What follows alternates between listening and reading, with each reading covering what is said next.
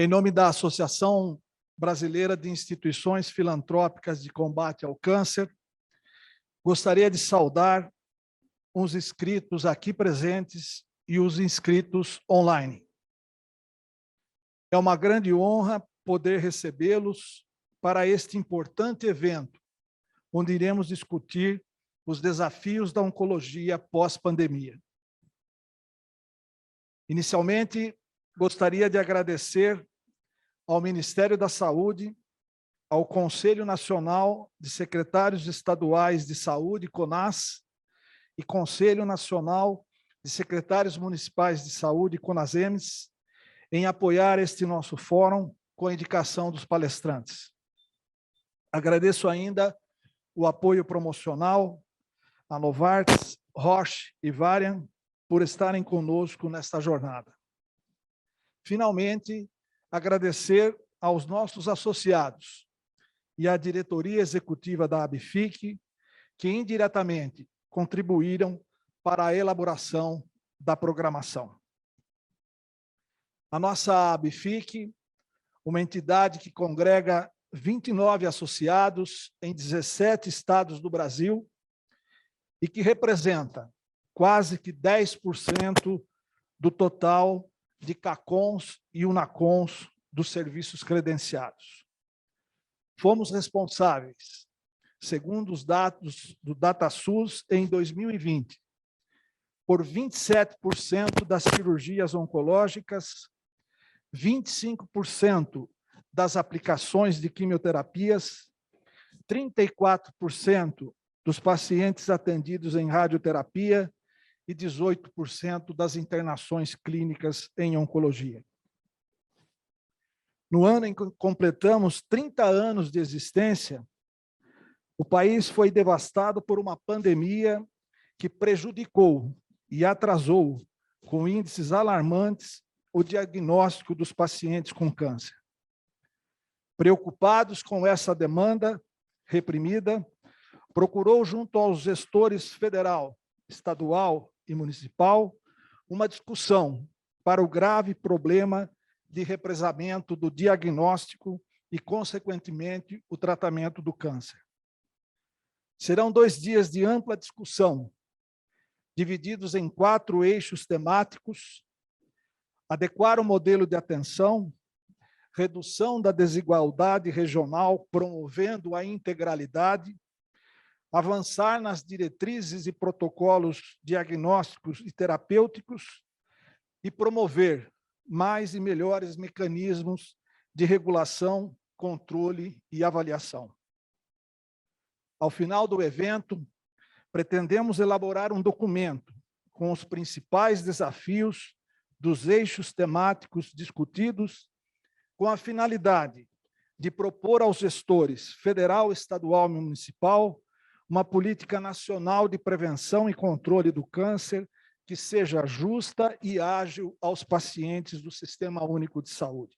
Sejam todos bem-vindos.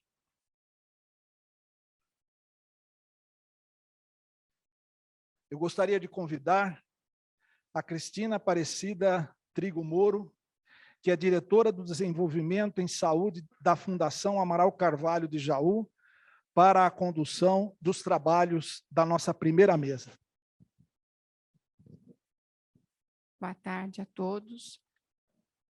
Eu queria primeiramente agradecer o Pascoal, agradecer à ABFIC pelo convite de poder participar de um assunto tão importante, que é a política de prevenção e controle no combate ao câncer.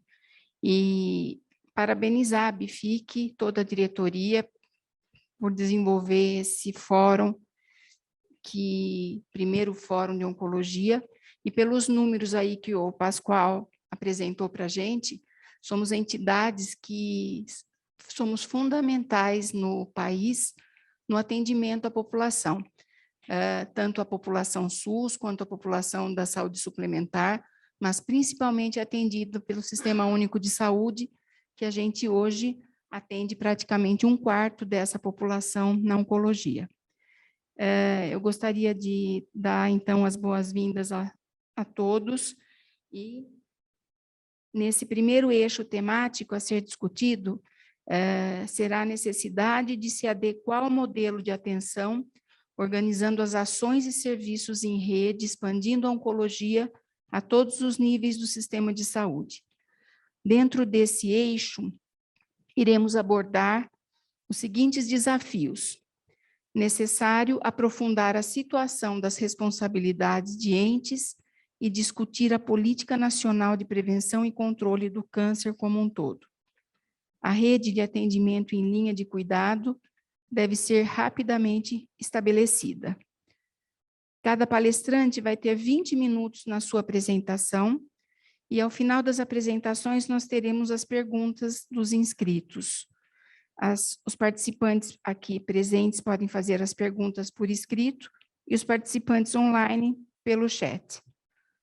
Convido a doutora Mayra Batista Botelho, diretora do Departamento de Atenção Especializada e Temática do DAET-SAES, Ministério da Saúde, para compor a mesa. Dr. Marcos Franco, representante do CONASENS, ele está online. Senhor Ariel Macena, também online, do Instituto Telos. E o senhor Renê José Moreira dos Santos, que vai entrar também, né, Pascoal, como convidado do CONAS.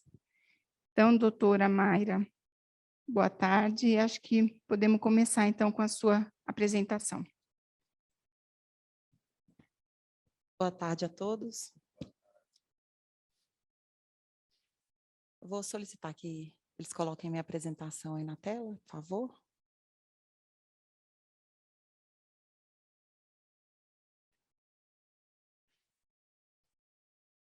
Nós vamos falar um pouquinho, então, do que é, né, essa rede de atendimento em linha de cuidado.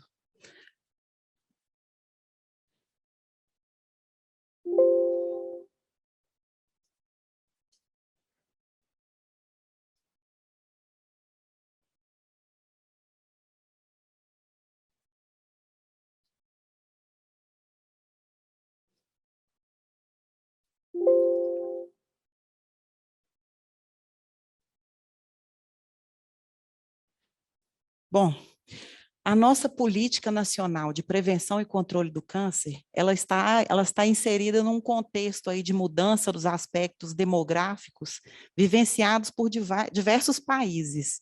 E isso hoje tem representado o grande desafio de todos os sistemas públicos aí de saúde, né? Não é diferente para o nosso. A própria recomendação da OMS para o controle do câncer envolve ações de prevenção, ações de detecção precoce e acesso ao tratamento. E aí a gente tem que fazer uma grande diferenciação, né? O que é o rastreamento, o que é a detecção precoce. O rastreamento, como todos daqui sabem bem sobre isso, o rastreamento envolve realização de exames de rotina, onde a gente busca encontrar lesões pré-clínicas ou cânceres pré-clínicos, né? E o que é diferente do diagnóstico? O diagnóstico precoce envolve o objetivo é identificar o câncer em estágio inicial. Então, já é bom a gente fazer essa diferenciação, porque a gente entende que nas nossas oficinas ocorre uma grande confusão conceitual e isso prejudica, inclusive, a organização da rede para o componente de rastreamento e para o componente de diagnóstico precoce. Isso é importante dizer. A nossa política, ela tem duas premissas fundamentais, que o objetivo 1 é reduzir incidência de câncer, e para isso eu preciso estabelecer medidas de prevenção e conscientização da população, né? Então, não se previne nada se a população não estiver devidamente educada. Essa educação precisa ser permanente, com relação principalmente aos fatores de risco, a redução dos fatores de risco. E a redução da mortalidade, que é justamente a capacidade da rede de detectar o mais precoce possível o câncer e tratá-lo de forma adequada. Então, são duas premissas fundamentais. Prevenção e assistência na política, que foi instituída em 2013, é uma política nova, recente para nós, né? E é uma política ainda que caminha a implementação. Nós ainda temos diversas estratégias, programas, projetos que têm o objetivo de facilitar essa implementação da política em toda a rede de atenção. Então, prevenção e assistência são indissociáveis na Política Nacional de Prevenção e Controle do Câncer. E quais são as diretrizes dessa nossa política? Primeiro, estabelecer em âmbito nacional ações de prevenção visando a promoção da saúde do povo brasileiro. Detectar precocemente os cânceres passíveis de tal detecção para ampliar a probabilidade de cura e melhorar a qualidade de vida. Consolidar e expandir os serviços de assistência oncológica, promover desenvolvimento de RH, pesquisa e outras ações indispensáveis à melhoria da qualidade de serviço e ações de prevenção e controle do câncer.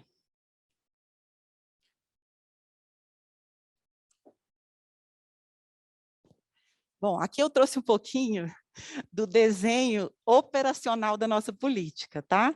Então, é para vocês compreenderem a complexidade, né, conhecerem a complexidade que é a política nossa de prevenção e controle. Eu falo que eu divido em 2 níveis. O rosa é o céu e o restante ali é a terra. Então, assim, o céu envolve a promoção à saúde, tá? Então, é o que a gente mais tem dificuldade de realizar, porque envolve educação e saúde, envolve articulação intersetorial, e aí todos os níveis, né? A comunicação, a prevenção também, a prevenção, ela está nos 2 níveis, ela está no céu e na terra. Então, envolve todos as outras políticas, né, de a ação social, tudo aí a gente tem nesse eixo que eu chamo de céu. E na Terra, a gente tem 3 eixos fundamentais, 3 braços ou 3 eixos fundamentais. Ações de vigilância, ações de a ciência e tecnologia, né, que são as inovações tecnológicas, as incorporações, e o cuidado integral, que é a assistência. Então, na assistência, nós temos, aí eu ainda tenho a complexidade aí da assistência, que envolve prevenção, envolve detecção precoce, diagnóstico, tratamento e cuidado paliativo. Embaixo, eu tenho todos os programas e estratégias relacionados ao desenvolvimento da política, né? Então, eu tenho Qualicito, Pronon, serviço diagnóstico de mama, de colo de útero, etc. Todas as estratégias que fortalecem a implementação da política. Então, o mais importante, né, para nós da atenção, principalmente da atenção especializada, é o desenvolvimento da prevenção, detecção precoce, diagnóstico, tratamento, cuidado paliativo e a qualificação do cuidado, que é transversal a todos os componentes. Então, esse é o desenho da nossa política, é o nosso desafio diário de implementação. E aí eu trago o estoque normativo da política, a nossa base normativa da PNPCC. Então, eu tenho aí, como eu gosto muito, eu vou evidenciar, então, a própria 874, né, que institui a política em 2013, a nossa 1319, que são os critérios de habilitação e os parâmetros para habilitação dos serviços na alta complexidade em oncologia. Então, esse é o estoque normativo que a gente diariamente e constantemente revisita, revisa, dialoga com a atenção primária o tempo todo para traçar estratégias, novos programas para facilitar essa implementação. Nós fazemos diariamente, né, essa revisão, diagnóstico, monitoramento, para propor novas ações para a rede. Próximo. E aqui a gente começa a falar um pouquinho dessa conformação da rede de atenção. A rede de atenção em oncologia, muitos assim, eles fazem também, tem um problema também conceitual, que acha que assim, ó, eu tenho a rede de atenção à saúde e tenho a rede da oncologia. Não, eu só tenho uma rede de atenção à saúde. E o tratamento, a prevenção e controle do câncer está inserido nessa mesma rede de atenção à saúde. Então, o que é uma rede de atenção à saúde? São arranjos organizativos de ações e serviços de diferentes densidades tecnológicas que integram por meio de sistema de apoio, logístico, gestão, e aí a gestão é governança, são sistemas de governança. Eu preciso ter governança, minha rede tem que ter um comando único. Eu preciso exercer essa governança. E o objetivo é um só, garantir a integralidade do cuidado. E aí eu falo de assistência. O que é um ponto de atenção? São espaços onde orientam determinado serviço por meio de uma produção singular. Então, um exemplo são os CAPs, os hospitais, as UBSs, né? Enfim, sistemas de apoio, eles apoiam a produção realizada em cada ponto e, por isso, são transversais. Por exemplo, apoio ao diagnóstico, os laboratórios é um exemplo de sistemas de apoio. E a própria assistência farmacêutica é um sistema de apoio. O sistema logístico. Sistema logístico, eu gosto sempre de falar o seguinte, quando a gente pensa no transporte sanitário, eu entendo toda a logística da rede. Então, é um suporte, ele também é um sistema transversal a toda a rede. Né? E aí por diante, as unidades de imagem, etc. Os centros de comunicação. Então, quem é o centro de comunicação hoje na rede? Deveria ser, e é o que a gente busca sempre, né? A gente sabe de inúmeras fragilidades, mas não tem como fugir disso. É a atenção primária. A atenção primária é o grande coordenador, né? É quem deveria integrar todas as ações e evoluir para que a gente consiga coordenar, de fato, em todos os níveis de atenção, o cuidado. E a governança, que é muito importante, que é a coordenação capaz de articular essa rede, né, por meio de objetivos e estratégias compartilhadas. Então, cada ponto de atenção em linha de cuidado deveria... A gente tem que buscar sempre um fluxo contínuo das ações.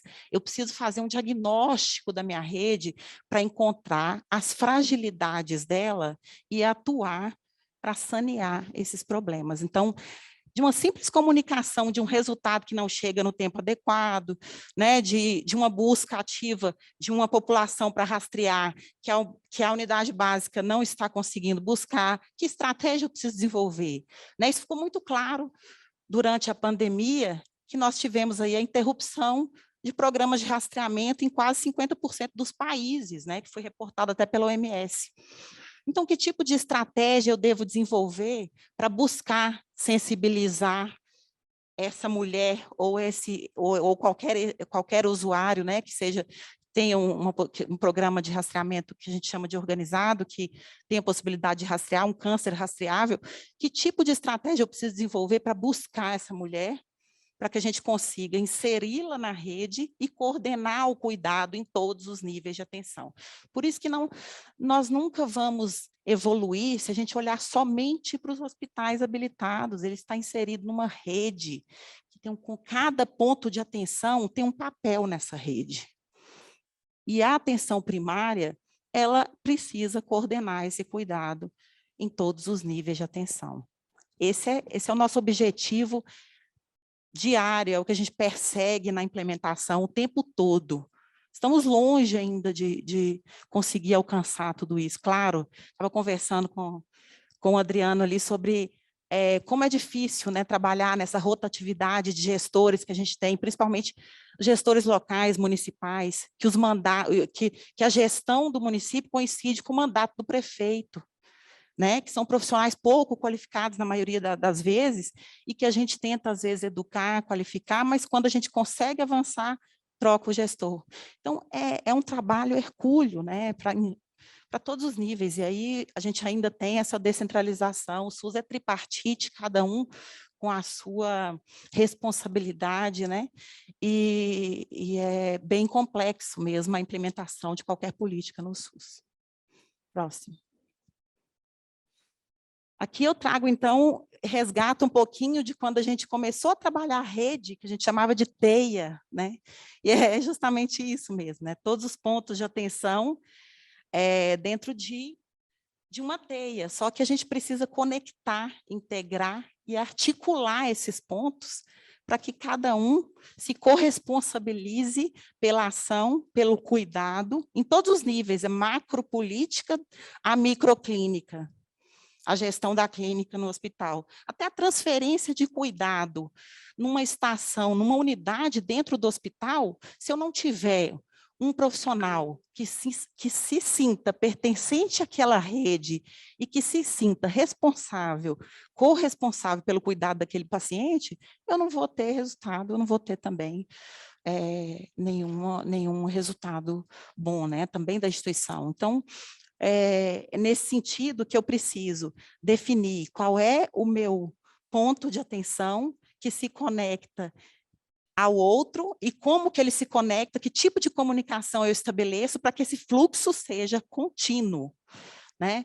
Então, eu mostro do lado direito uma rede, né, desorganizada, que, né, a gente não tem organização de todos os pontos, integração dos pontos, e depois a rede organizada ali em círculo, com fluxos assistenciais definidos e responsabilidades pactuadas.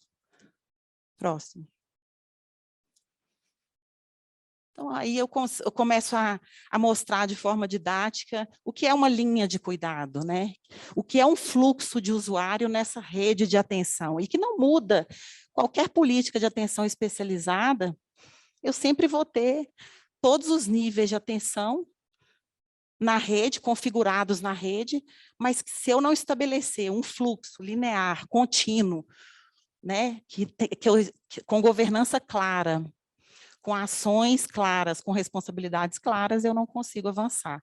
E aí o monitoramento contínuo e a avaliação é o que nos possibilita encontrar a fragilidade dessa rede. Eu preciso sentar com todos os entes, né, os locais, em todos os níveis que a gente tem de pactuação no território, para discutir, para fazer diagnóstico, para usar os instrumentos que a gente, o tempo todo, estabelece e constrói no nível federal. Por exemplo, os planos de atenção, né, os planos estaduais da oncologia. O tempo todo, assim, a gente tem dificuldade de trabalhar com os gestores, porque eles precisam compreender que isso é um instrumento de gestão, não é simplesmente para publicar no site e depois eu nunca mais olho para ele. Ele é um instrumento justamente para construir essa rede, para definir responsabilidades, para pactuar essas ações e os fluxos, né? Então, são vários instrumentos e diretrizes que o Ministério constrói e vem construindo ao longo dos anos, que são instrumentos potentes para essa organização da rede de atenção. Então, sempre a gente trabalha com avaliação, investigação, diagnóstico e tratamento. Então, eu tenho a comunidade, o nível primário, e aí eu tenho ações de prevenção, que aí envolve rastreamento, diagnóstico precoce. Depois eu tenho o nível secundário, e não confundam nível primário, secundário e terciário com classificação de procedimentos de média e alta complexidade. Não estou falando disso. Eu estou falando de ações e serviços que compõem níveis de atenção, níveis de assistência ao usuário. Não estou falando de classificação de procedimentos, até porque assistência não se resume a procedimento. E eu vou ter hospitais gerais, a maioria dos nosso serviço habilitado, ele é um hospital geral com serviço especializado. Então, o câncer, ele é só mais um diagnóstico que ele vai fazer. Né? Então, assim, nós temos procedimentos de média e de alta complexidade. E o contrário também, no hospital especializado também é a mesma coisa, eu vou ter procedimentos de média e de alta complexidade. E aí eu tenho o nível secundário, que geralmente a gente tem as unidades especializadas de referência, pode ser um hospital, pode ser um ambulatório, depende da conformação da rede, depende do planejamento local daquele território. E depois eu tenho o nível terciário, que são os hospitais habilitados aí na alta complexidade em oncologia. Próximo. Aí eu falo um pouquinho sobre os níveis. Então, a atenção primária, ela deve ser responsável pela comunicação, articulação entre os pontos, direcionando de forma oportuna, a partir do conhecimento ampliado, técnico, as demandas do indivíduo para os demais níveis de atenção. E o secundário, ele dispõe de ações e serviços que exigem equipamentos e profissionais especializados, tanto para o diagnóstico quanto para o tratamento. E eles podem também ser realizados em ambiente ambulatorial ou especializado. E o terciário, onde envolve procedimentos, equipamentos e tecnologias avançadas, que são os hospitais de grande porte. Então, a gente, de forma lúdica também, a gente ilustra, né? A consulta com o generalista na UBS, a consulta especializada no diagnóstico e o tratamento e reabilitação no nível terciário, com cuidados paliativos, e depois a transferência do cuidado para atenção básica. Esse usuário nunca tem alta, né? A gente sempre transfere o cuidado para atenção primária. E quem deveria monitorar e continuar o cuidado a esse usuário. Próximo. Que eu trago um pouquinho da cobertura da nossa atenção especializada, que é importante porque lembra que a gente conversou sobre as duas premissas, né, da política de prevenção e controle do câncer. Então, eu tenho parte redução da incidência e redução da mortalidade. Redução da mortalidade envolve a minha capacidade do sistema de expandir os serviços e a cobertura assistencial. E aí, hoje, nós temos 356 estabelecimentos, 45 são CACONs, 311 são UNACONs. Isso aí representa mais de 80% de cobertura para a população brasileira. Em 2018, nós tínhamos 317. Então, nós expandimos bastante nesse período, mesmo durante a pandemia. E é isso, muito obrigada. Estou aqui para continuar a discussão com vocês, estou à disposição. Obrigada.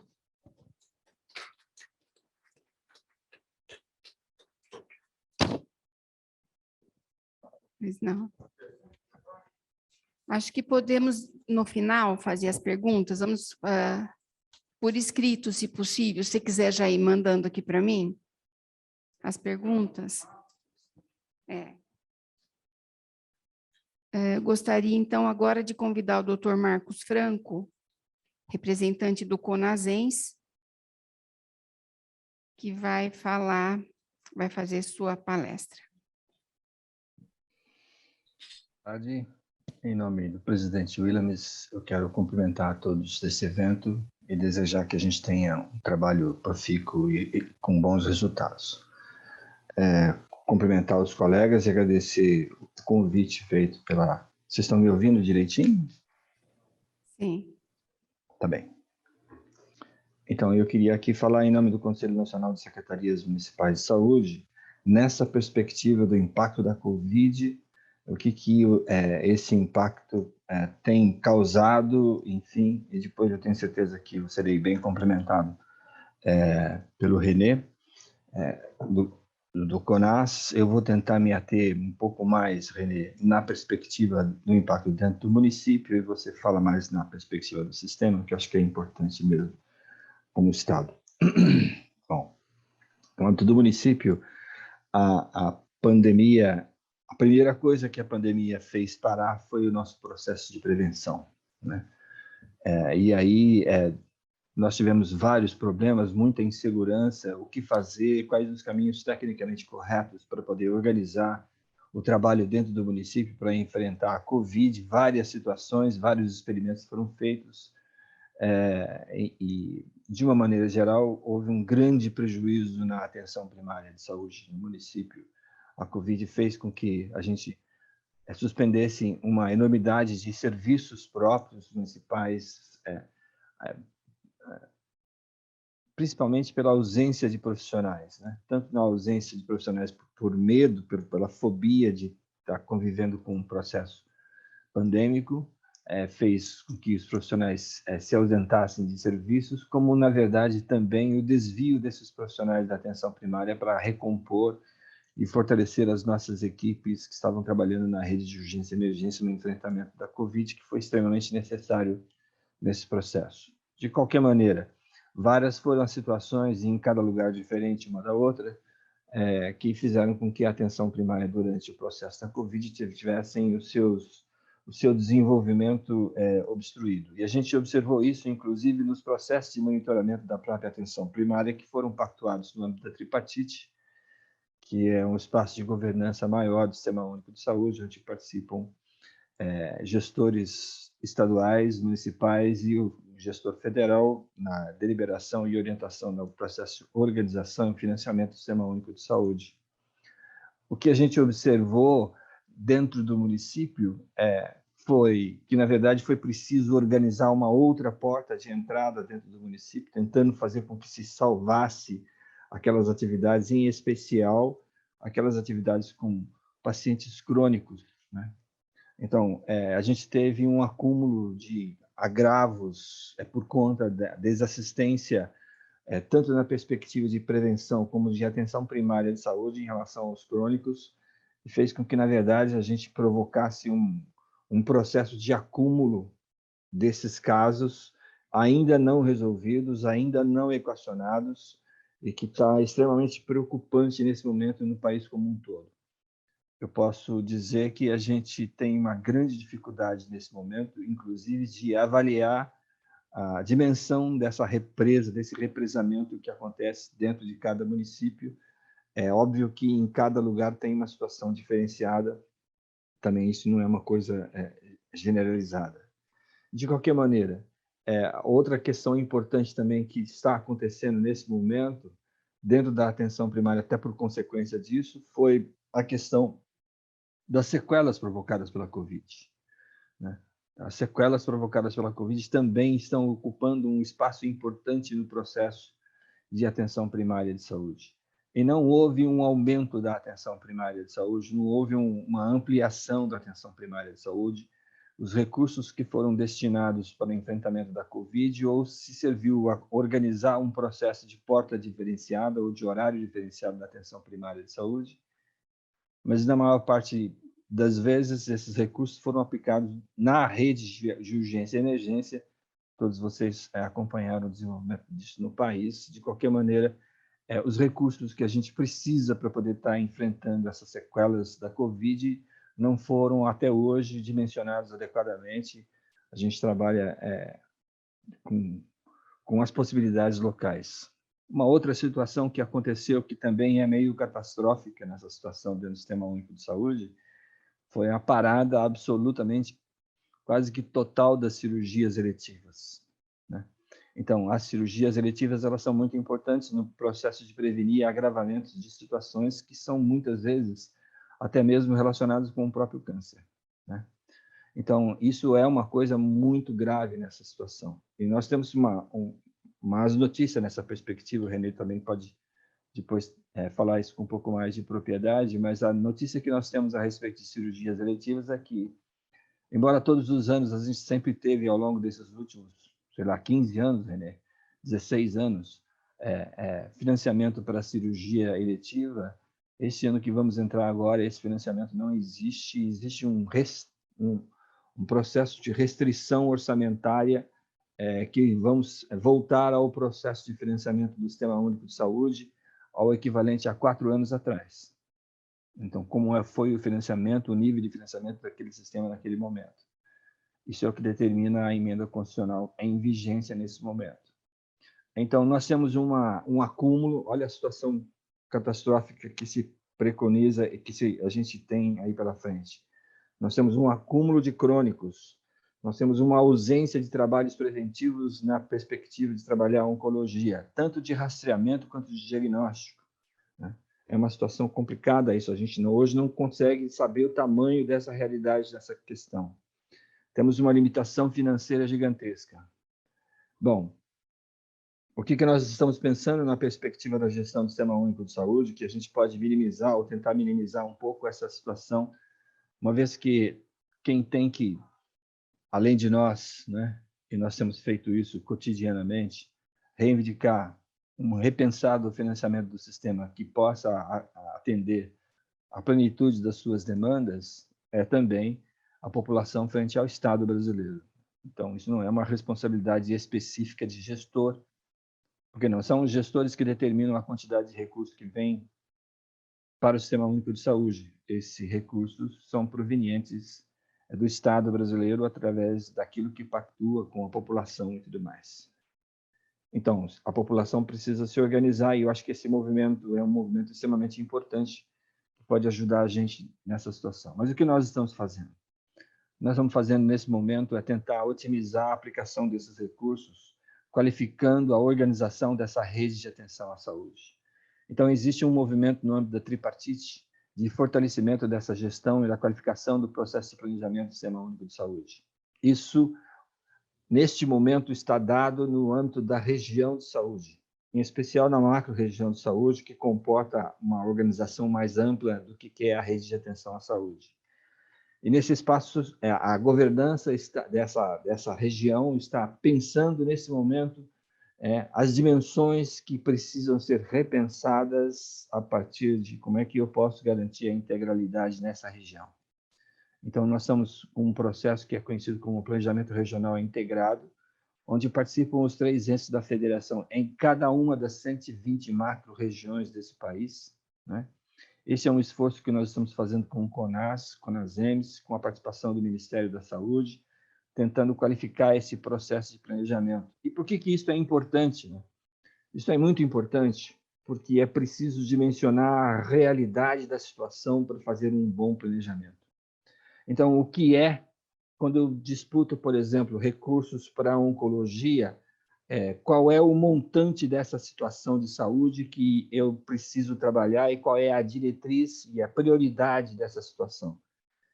Na mão dos gestores e da participação da população no pensar desse planejamento, é uma responsabilidade gigantesca essa, porque a gente parte de um pressuposto que nós não temos recursos suficientes para poder atender à demanda provocada, inclusive, pela própria Covid nessa retenção e acúmulos dessas situações que não foram trabalhadas durante esses 2 anos importantes.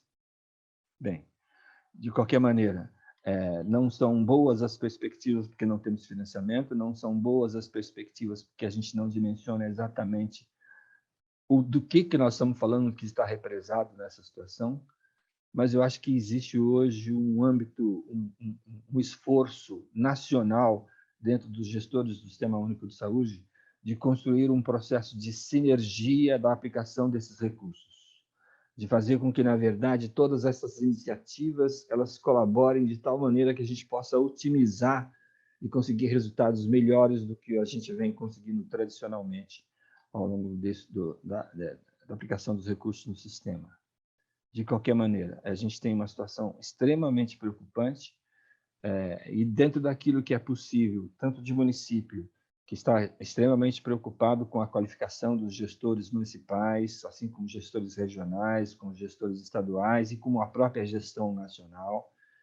Nós temos tomado algumas iniciativas no sentido de qualificar essa gestão. Daí a gente tem um processo de apoio nacional, são apoiadores que transitam nas regiões de saúde para tentar qualificar a gestão municipal no desempenho dessas responsabilidades para garantir a integralidade da atenção. Isso é feito também pelo Ministério da Saúde, através dos seus representantes nos estados, e também é feito em muitos estados que trabalham esse processo de apoio para qualificar esses processos de regionalização. Então, a gente tem uma situação preocupante, desesperadora na perspectiva do financiamento, mas ela é otimista na perspectiva de tentar organizar um sistema que dê conta e consiga responder mais situações, organizando melhor essa questão para a gente poder garantir a integralidade da atenção. Então, eu quero agradecer esse espaço e passar, então, agora, devolver a palavra para vocês, porque acho que o mais importante agora, nesse momento, a gente também ouvir como é que está essa avaliação feita pela própria Secretaria de Estado. Então, devolvendo a palavra, colega.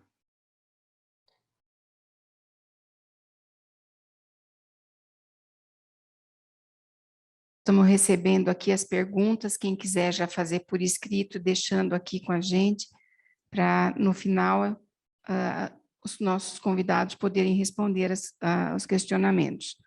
Então, convido agora o Dr. Renê José Moreira dos Santos, coordenador de desenvolvimento institucional do CONAS, para fazer a sua apresentação.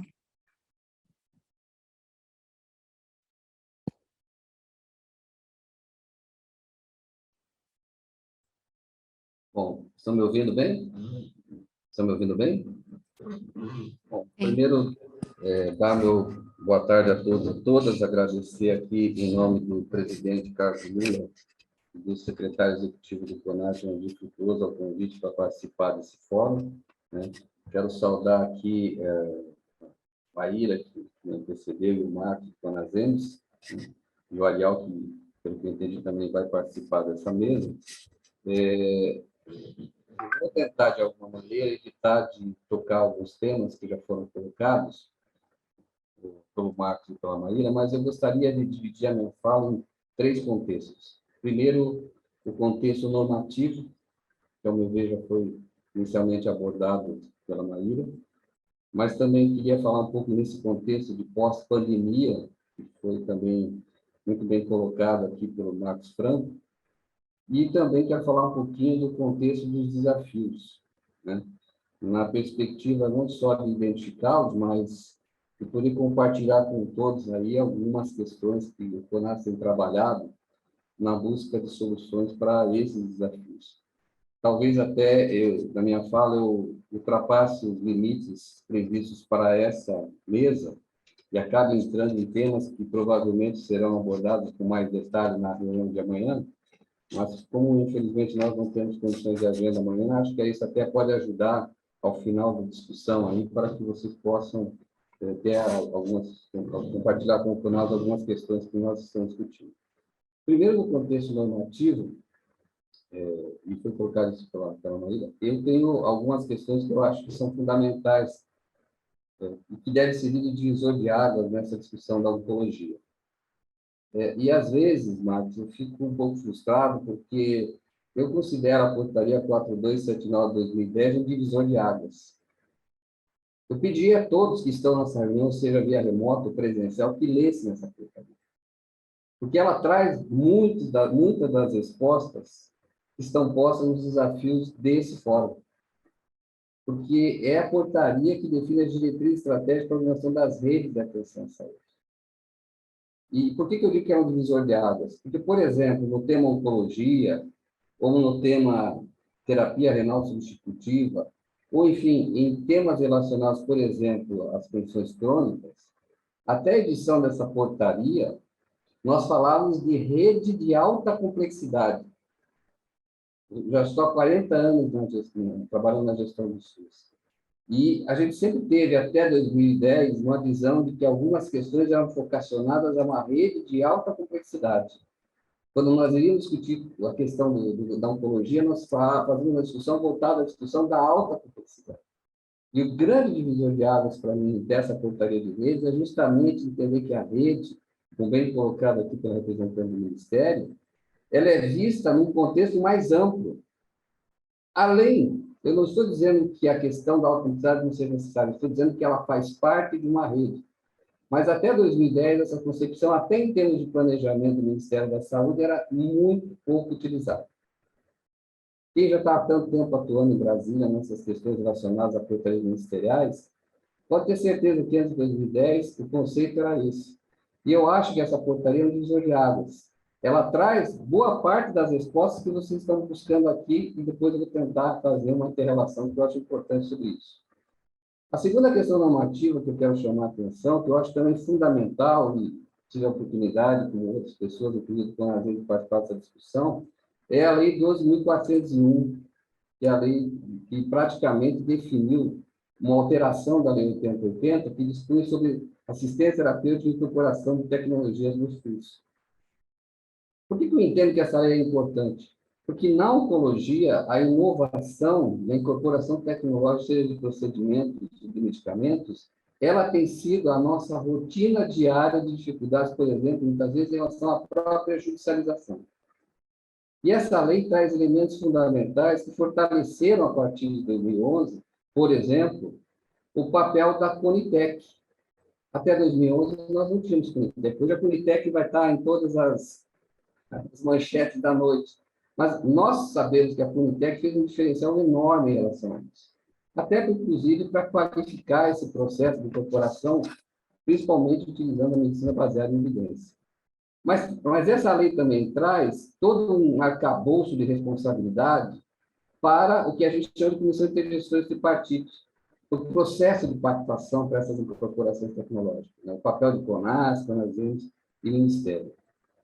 Outra questão normativa, outro ponto normativo que eu acho fundamental é a portaria que já foi citada aqui, que é o 874, de 16 de maio de 2013, que trata da Política Nacional para a Prevenção e Controle do Câncer na rede de atenção à saúde.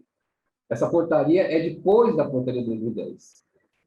E aí eu queria abordar dois princípios gerais dessa política, que, ao meu ver, eles são norteadores para o entendimento, ao meu ver, não só da questão da oncologia, como os demais enfrentamentos das condições crônicas. Entre os princípios gerais, o que mais me chama a atenção é, primeiro, reconhecer o câncer como doença crônica prevenível e de necessidade de oferta de cuidado integral. E cuidado integral eu só posso dar, no sentido da integralidade plena, uma rede de atenção à saúde que pode se congregar no território, né, Marcos? Macro-regional. E o segundo princípio, que para mim é a base de toda a minha discussão, que é a organização das redes de atenção regionalizadas e descentralizadas, com respeito a critérios de acesso, escala e escopo. Às vezes a gente quer escrever portarias novas. Às vezes eu me sinto na obrigação de dizer que nós precisamos cumprir as portarias vigentes com mais efetividade. Porque, de fato, aqui traz elementos fundamentais da nossa discussão, que é a questão do acesso, da escala e do escopo, que ainda nós não conseguimos, por exemplo, no sentido amplo, em muitas questões de atenção às condições crônicas. E oriundo desse debate, que começou lá em 2010, que passou em 2003 por essa portaria, nós temos a portaria 483 de 2014, que é a portaria que redefine a rede de atenção às pessoas com condições crônicas, que, ao meu ver, também é uma portaria importante, por quê? Porque ela cita elementos fundamentais da organização de uma rede que tem a ver com a oncologia e com outras condições crônicas. Mas, principalmente, quando ela deixa claro, por exemplo, que o objetivo da rede é realizar atenção integral à saúde das pessoas com doenças crônicas em todos os pontos de atenção, através da realização de ações de promoção, proteção, prevenção, diagnóstico, tratamento, reabilitação, redução de danos e manutenção da saúde. Ou seja, nós já temos dado, no conceito da rede das condições crônicas, vários elementos sobre os quais nós temos que nos debruçar para tratar de enfrentar esses desafios. Mas essa portaria 483, ela traz um elemento que eu acho que é central. Eu não posso discutir rede sem pensar em todos os seus componentes, em todos os seus pontos de atenção.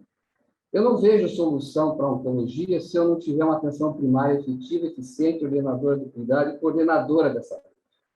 Não haverá solução, porque nós precisamos entender que a atenção primária é mais do que um local onde faça uma ação de natureza básica. A atenção primária, ela deve ser quem deve fazer a regulação do acesso, inclusive partindo da premissa que ela tem condições, inclusive, de fazer promoção, prevenção, partindo da premissa de que ela pode fazer, inclusive, ações que são fundamentais para a questão do tratamento do câncer e de outras doenças e condições crônicas, que é o autocuidado, por exemplo, o autocuidado apoiado. A questão da atenção especializada, que está especificamente colocada nessa portaria, e que, a meu ver, no caso da oncologia, nós conseguimos encontrar propostas muito bem organizadas na atenção hospitalar. E aí, infelizmente, não é só para a oncologia. Nós, hoje, não temos uma política nacional de atenção ambulatorial especializada no Brasil. Não temos. Temos uma política nacional de atenção primária muito bem definida, temos uma portaria que definiu a política nacional de atenção hospitalar, mas nós não temos uma política nacional de atenção ambulatorial especializada. A forma de organizar a atenção ambulatorial especializada no Brasil ela não é uma forma sistematizada. E aí a gente fica pensando, mas o que tem a ver isso com a organização de uma rede que atue no cuidado da questão do câncer? Tudo a ver. Né? Porque, de fato, se há atenção ambulatorial especializada no Brasil hoje, de fato, é muito mais às custas das grandes ações e atuações que vieram a partir dos municípios se organizarem em consórcios, por exemplo, que a partir de ações de estados. Mas, infelizmente, nós não temos uma política que tenha uma forma de financiamento da atenção laboral especializada no âmbito federal. Dessa forma, e eu não vou me estender aos demais pontos de atenção, porque aí traria sistemas de apoio, sistemas de risco, regulação e governança, como já foi muito bem colocado pela representante do Ministério. Mas eu queria falar um pouquinho de governança. Essa governança que nós falamos em relação à rede, ela é uma governança que tem dois olhares. Um olhar que é a governança do SUS, dada nas instâncias específicas do SUS, de governança, que começa, por exemplo, nas comissões intergestores regionais, passa pelas comissões intergestores de partidos estaduais, que envolve estados e municípios, vai até a comissão intergestora de partidos, que envolve estados, municípios e ministério, mas nós temos que implementar nesse processo a governança de rede. Na governança de rede, eu preciso ter os atores-chave que possam estar discutindo, por exemplo, numa macro-região, o funcionamento dessa rede, principalmente quando essa rede, por exemplo, está tendo a questão das oncologias.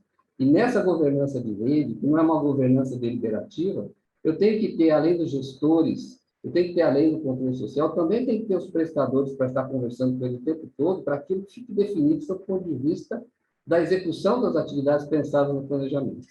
Então, nesse contexto, eu acho que nós temos aí condições normativas de identificar uma ausência grave, que é a falta de uma política nacional de atenção laboral especializada, e portarias que, a meu ver, conseguem dar uma dimensão clara da organização de rede e do papel que deve ser desempenhado nessa organização de rede.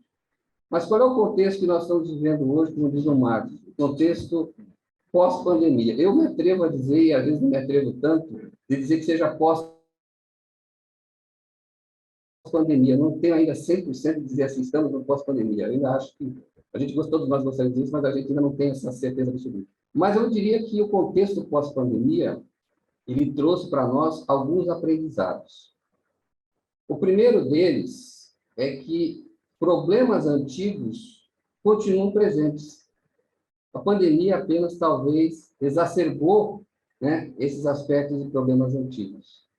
E esses problemas antigos, eles começam por um problema que é crucial, que é de origem, né, que é de origem do sistema, que é o desfinanciamento do SUS.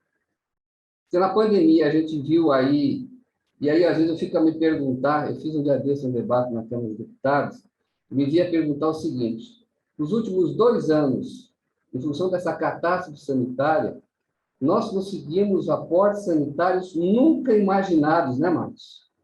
Em orçamento do Ministério da Saúde. Apesar de que há anos se fala que há um subfinanciamento, mas nos últimos 2 anos nós conseguimos aumentos significantes, né, extraordinários, até se considerar em termos numéricos para esse período. Claro, diante de uma pandemia com a gravidade que teve. E aí eu fico a me perguntar, será que isso não nos ensina algo em relação ao financiamento do SUS? Será que isso não nos ensina que o SUS precisa de mais recursos e que não é só em tragédias sanitárias ou pandemias que a gente deve dar prioridade exclusivamente a por mais recursos? Lembrar, por exemplo, a todos, que essa discussão do financiamento passa para o ano que vem por um orçamento, né, Marcos, de pouco mais de 119 bilhões de reais.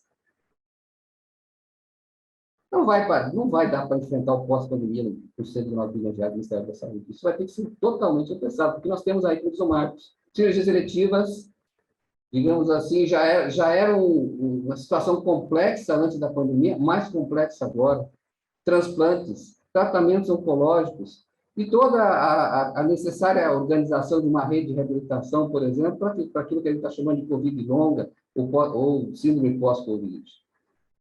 Dessa forma, há cerca de 3 meses atrás, CONAS, CONASED e o Ministério da Saúde iniciaram uma discussão tripartite, coordenada a partir da Secretaria Executiva do Ministério da Saúde, que discutiu o que seria a agenda estratégica pós-Covid, ou agenda estratégica independente da Covid. E essa agenda estratégica acabou de ser aprovada, né, mas agora na última reunião da CIT, agora de setembro, e nessa agenda estratégica tem um tema que eu considero fundamental para essa discussão que está posta aqui, que é o tema de fazer a discussão sobre a Política Nacional para a Prevenção e Controle do Câncer, com ênfase no acesso a medicamentos oncológicos, incorporação de tratamentos, enfim, uma discussão ampla sobre todos esses aspectos. Vai entrar para a discussão a partir do início de 2022, e há alguns elementos que, pelo menos, o CONAR vai levar como ponto de partida para essa discussão. Os três principais, a nosso ver, as três dimensões mais importantes da discussão da política passam pela discussão do modelo de atenção à saúde para o enfrentamento e implantação dessa rede que atende a questão da oncologia. E aí, sem dúvida alguma, precisamos dar resposta concreta para a questão da atenção ambulatorial especializada. Precisamos ressignificar o papel da atenção primária à saúde no desenho dessa rede, né, para que a gente possa ter resultados importantes, como foi dito aqui, na promoção, na prevenção, no autocuidado. Precisamos ter clareza de um modelo de governança. E aí o Marcos abordou muito claramente que o ponto de partida de construção de qualquer rede, né, Marcos? É o planejamento regional integrado. É definir claramente o papel de cada ponto de atenção, definir claramente o papel, por exemplo, dos CACONs e UNACONs, dos respectivos territórios, sejam eles regionais ou macro-regionais, de acordo com o tamanho de cada estado, e principalmente, nesse modelo de governança, implantar o monitoramento das redes e, principalmente, a discussão da regulação do acesso. E é óbvio que, nessa discussão com o Ministério da Saúde, nós vamos querer fazer uma discussão sobre financiamento. Porque, realmente, há necessidades mais recursos para esse enfrentamento.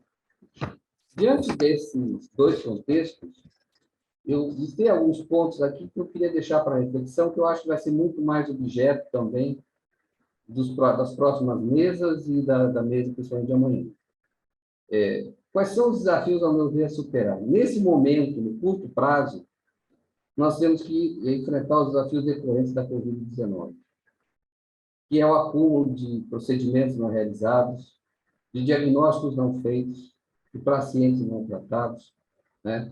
Isso vai exigir, provavelmente, um desenho estratégico, eu diria até de médio prazo para algumas situações, mas que nós vamos ter que dar respostas porque a pandemia nos trouxe também uma enorme dificuldade de adaptação às necessidades novas que advêm dessa situação pós-Covid. O segundo desafio, ao meu ver, é como organizar todos os pontos de atenção da rede e como fazer isso de forma a contemplar o papel de cada um desses pontos, para que o fato de organizar esses pontos, a gente amplie o acesso aos usuários. E, ao meu ver, aí é fundamental o desenho e a percepção que a atenção primária à saúde tem que estar presente o tempo todo, com o seu papel fundamental na organização dessa rede.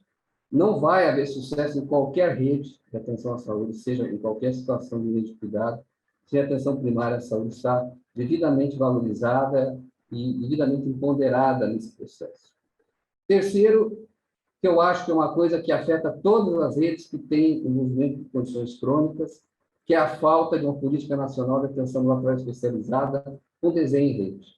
Todas as portarias que saíram a partir de 2010 falando de redes, todas elas citam a importância da organização da atenção ambulatorial especializada, mas nenhuma delas veio acompanhada de soluções concretas em relação a isso. O quarto desafio é buscar do aprendizado que se tem da própria pandemia, a utilização de situações e ferramentas que nós até então discutíamos muito, mas tínhamos dificuldade, às vezes, entre aspas, de fazer sua abordagem. E aí eu coloco principalmente, visando a ampliação do acesso, a questão do uso da saúde digital e da telemedicina. Eu acho que isso veio para ficar, isso veio para se consolidar, e se nós pudermos fazer uso dessas ferramentas, poderemos levar acesso e serviço, por exemplo, à região norte, que muitas vezes tem dificuldade de atender todos os requisitos que estão previstos em portaria para implantar, por exemplo, serviços de oncologia. O quinto desafio é um desafio mais complexo, que é como ampliar a oferta de serviços reduzindo as desigualdades regionais. Esse desafio só vai ser possível realmente se houver aporte de recursos adicionais para a área da saúde. E nós sabemos ainda que a grande concentração de oferta de serviços, na oncologia não é muito diferente, vocês viram o mapa apresentado, se dá no conjunto, principalmente da região sul e sudeste. Mas nós sabemos das grandes dificuldades que temos na região norte, em algumas regiões do centro-oeste, e principalmente na região norte. Além disso, nós precisamos, esse é um ponto importante, rever a forma de contratualizar os serviços hospitalares no sentido amplo, e também, obviamente, no sentido específico da oncologia. talvez a gente precise pensar aí em novas formas de remuneração de serviços hospitalares que levem em consideração a estrutura, a casuística, os resultados sanitários. Isso não é uma invenção nossa, isso é algo que é usado em muitos sistemas universais e realmente, no Brasil, e não estou falando especificamente só da oncologia, nós ainda estamos atrelados a um modelo de remuneração que muitas vezes não leva em consideração o desfecho, o resultado sanitário e, principalmente, agrega valor à questão do usuário e do paciente. Temos que resolver um problema crônico, que é a questão do acesso aos medicamentos oncológicos, que tem, na sua essência, duas discussões em paralelo que precisam ser melhor estabelecidas. Seja a questão do acesso aos medicamentos no âmbito hospitalar, que tem gerado, em geral, muitas demandas judiciais, seja no acesso aos medicamentos no âmbito ambulatorial, que tem um regramento diferenciado e que, a meu ver, também precisa ser objeto de uma discussão interna do Ministério da Saúde, porque são discussões em áreas diferentes do Ministério, mas que se tratam de questões fundamentais para a questão do aspecto da oncologia. Temos que achar um meio termo no processo da agilização da saúde, e acho que aí o papel da Conitec é fundamental, por conta da sua visão específica em relação a utilizar todo esse arcabouço do conhecimento científico e aprofundar isso na decisão de incorporação do SUS na medicina baseada em evidências. E, por último, apesar de nós estarmos falando muito aqui na questão específica do SUS, nós temos que pensar a questão da saúde como um todo. Nós precisamos também achar soluções para os beneficiários do plano de saúde, no sentido do atendimento oncológico, no sentido do acesso aos medicamentos oncológicos. Recentemente, acho que até teve aí a aprovação de uma legislação que gerou muita polêmica, e nós sabemos que isso aí precisa ser dimensionado de forma que esse acesso, seja o beneficiário, seja o usuário do SUS, ele se dê de uma forma a garantir, por opção, obviamente, do beneficiário, mas no caso do SUS, por um direito inalienável de cada cidadão, que ele possa ter acesso ao melhor tratamento. Para encerrar, eu não sei demais, mas eu queria ter tido a oportunidade de falar um pouco mais num contexto mais amplo, já que tanto mais quanto mais entraram mais específico nos aspectos que eu preferi não comentar nesse momento. Eu queria deixar aqui uma reflexão. Quando a gente fala como é que vai ser a oncologia pós-pandemia, eu me atrevo a fazer algumas indagações e reflexões nesse momento. Eu acho que a oncologia pós-pandemia vai ser exatamente o que foi a pandemia com o SUS. Imaginem a pandemia sem o SUS. Imaginem o que seria dos cidadãos brasileiros sem o SUS. O SUS, na pandemia, mostrou-se um diferencial de um sistema de saúde universal, um diferencial de um sistema de saúde por uma decisão política de país, que representa, talvez, o maior avanço civilizatório que nós tivemos. Eu acho que a oncologia e tudo que nós discutimos em relação ao SUS vai ter que ser da mesma forma. O que nós precisamos é que esse processo todo que levou o SUS a essa situação de reconhecimento no processo da pandemia se dê em todas as situações em que o SUS atua, na oncologia, nos transplantes, na atenção primária à saúde.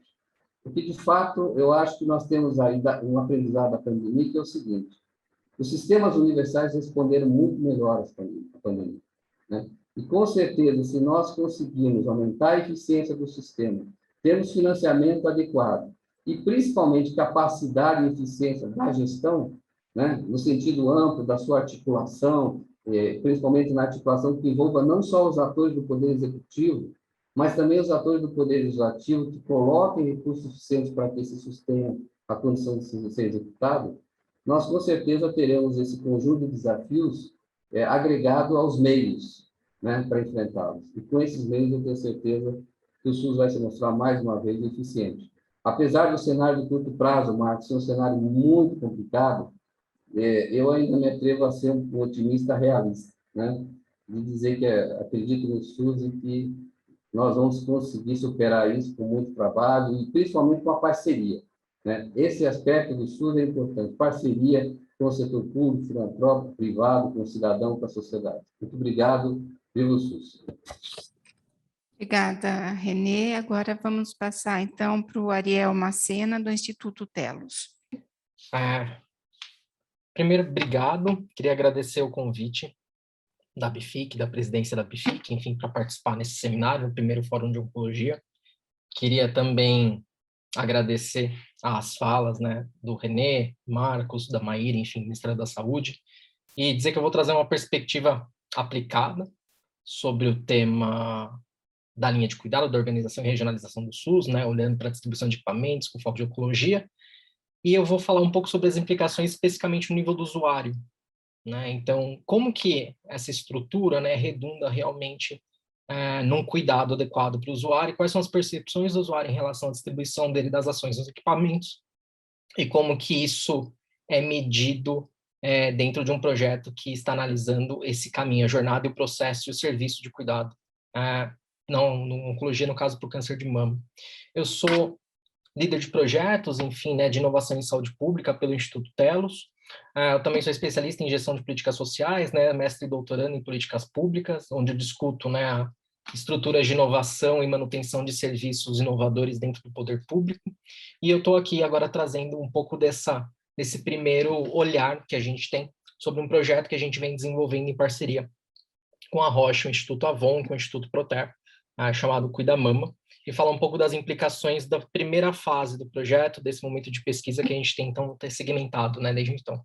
Então, todas as ações, né, falas minhas aqui, são coisas que a gente vem trabalhando ao longo do projeto, né, são questões que a gente vem desenvolvendo, e a ideia é, então, a gente dialogar um pouco sobre os desafios e as oportunidades, né, colocados pela própria regionalização do SUS no nível do usuário com câncer de mama. Ou seja, pensar um pouco, então, em como que a distribuição, os equipamentos, organização e integração desses serviços, de alguma forma, redundam no cuidado de forma adequada, né, para as pessoas, e no nosso caso, analisando câncer de mama para mulheres com câncer de mama prioritariamente, né. Então, a gente parte desse projeto aqui, o Cuida Mama, é uma iniciativa que ela tem início efetiva neste ano, em janeiro de 2021, uma parceria que a gente vem fazendo a muitas mãos, né, com o Instituto Proter, com o Avon, com a Roche, com o Instituto Avon e com a Roche, e com o município de Cotia e com alguns equipamentos de saúde também do município de São Paulo. Então, ele é um projeto intermunicipal, inclusive, por isso a ideia da regionalização para a gente é importante. E a gente traz, né, uma forma da gente pensar, então, a partir de uma abordagem de inovação, soluções que possam apoiar na redução da mortalidade por câncer de mama feminino, né? Trazendo um olhar que respeita o local sensível, integrado para o cuidado, com um foco muito grande no usuário, para a gente isso é muito importante. A gente sabe que o indicador de mortalidade ele é indicador de década, ele não é indicador de transição rápida e neutra, mas é importante como objetivo, né, como mensuração final desse projeto. Então, a gente tem 3 grandes pilares, né, da nossa análise, que um pilar é um dos grandes desafios que a gente percebe no nível do usuário, a questão da comunicação da informação, a aderência dela, né, a todas as mulheres, e como que isso se dispersa e redunda, então, em um processo de diagnóstico precoce efetivo. A própria experiência do serviço, né, como ela está organizada, e aí já foi bastante mencionado aqui antes, questões de rastreamento, questões da estrutura do serviço ofertado por cada um dos níveis de atenção à saúde, bem como pelos diferentes equipamentos, enfim, próprios processos e protocolos. E o terceiro pilar nosso, né, que é olhar para novos parâmetros para o cuidado de câncer de mama, né, de forma que a gente possa apoiar no fomento a tecnologias inovadoras no desenvolvimento de políticas públicas que elas levem em consideração também a própria experiência do usuário no processo. Então, essa abordagem que a gente traz, né, a gente como Instituto Telos, que é uma organização do terceiro setor, né, que apoia, né, com projetos na melhoria de qualidade de serviços públicos pelo Brasil. Então, a gente já fez mais de 100 projetos nesses 10 anos de existência. E a gente veio desde então sempre trabalhando com projetos de fim público, apoiando estados, municípios, governos, enfim, em diferentes áreas. Normalmente, saúde e educação são os projetos mais comuns que a gente tem. Saúde, até por conta de leis orgânicas dos municípios, de investimento prioritário, mas saúde, nesse caso, é o tema que eu acompanho pela organização há mais de 7 anos, né? Então, a nossa proposta é a gente criar uma ponte entre governo e cidadão, de forma que a gente consiga providenciar melhores serviços. E a nossa parceria nesse projeto, né, vem pelo Instituto Proter, que é uma organização que desde 2018 atua no Hospital Santa Marcelina, visando proporcionar, né, de maneira ágil e com qualidade o tratamento do câncer de mama para mulheres de baixa renda. Então, eles buscam, né, aumentar a quantidade de mulheres que vêm sendo tratadas na Zona Leste de São Paulo, em especial as tratadas junto com o Hospital Santa Marcelina. E foi por conta do Proter, que entrou em contato com a gente em 2019, que trouxe esse desafio para a organização, e a gente desde então vem organizando e trabalhando com uma série diferente de parceiros, olhando esse tema e buscando discutir, dialogar sobre como que a experiência do cuidado do câncer de mama pode ser mais adequada, né? E aí, enfim, por que isso é importante, né? O câncer de mama, ele se torna a forma mais comum da doença em 2020, né? A gente sabe que isso sempre foi um dos cânceres de maior incidência, mas mesmo agora em 2020, né, a partir da Organização Mundial da Saúde, a gente percebe que mesmo quando a gente tem cânceres, né, que incidem tanto sobre homens e mulheres, o câncer de mama ele ainda é de maior incidência. Isso é um ponto de atenção porque o câncer de mama, ele é de incidência prioritária em mulheres, né? É 1% de homens, praticamente, que tem cânceres, né, aqui. E aí a gente vai analisar, né, olhando para algumas taxas do Brasil, né, a gente percebe que quando a gente olha para os casos, né, de câncer de mama, a gente nota, né, que o estágio, né, que é chego, né, o início do tratamento, são estadiamentos avançados, né, a gente tem diagnósticos em níveis 3 e 4, que são níveis muito altos e, consequentemente, muito custosos, né, a variação de custo de tratamento de um usuário com câncer em nível avançado chega a mais de 300% de diferença para o SUS. Isso se a gente for considerar tratamento tradicional, se a gente for pensar em outros tipos de terapia, hormonoterapia mais avançadas, mesmo outros tipos de medicamentos utilizados, esse número pode avançar significativamente. Isso é um ponto de atenção, inclusive, para quando a gente pensa em judicializações e na própria estrutura, né, que os municípios e os estados eles têm para garantir o cuidado como um todo. Esse é um ponto que para a gente é bastante de atenção. E aí, claro, a gente traz aqui algumas das leis, vocês já chegaram a mencionar bastante da estrutura, falar da própria PNPCC também, mas vou só reforçar aqui algumas questões para o câncer de mama, que quando a gente está pensando, né, na lei dos 60 dias, a lei que envolve, né, a questão do início do tratamento a partir do período diagnóstico, a gente hoje tem uma média de espera de 83 dias, né, para o início do tratamento, quando a gente olha pelos dados da RH, pelos dados do DataSUS, no caso do Brasil, e quando a gente olha pela lei dos 30, né, o adendo, né, de 2019 para a lei dos 60, referente ao tempo entre suspeita e diagnóstico, a gente vê, né, que 36 dias é o tempo, né, de diagnóstico para o caso do câncer de mama, a gente está discutindo aqui. E por que esse ponto é importante, né? Vocês já comentaram sobre a própria política nacional de prevenção de combate ao câncer, controle do câncer, como que ela está organizada, como que ela rege o cuidado, né? Acho que a gente já expôs bastante questões de linha de cuidado e como que é diferente responsabilidades entre estabelecimentos, mas eu queria reforçar talvez então 2 pontos aqui, 2 princípios que são importantes para esse diálogo, né? Que é o princípio 2 e o 4, né? Da PNPCC, que é no 2, né, que é a organização das redes de atenção regionalizada descentralizadas, né, com respeito a critérios de acesso, escala e escopo, e o 4, né, que é a questão da articulação intersetorial e garantia de ampla participação e controle social, né.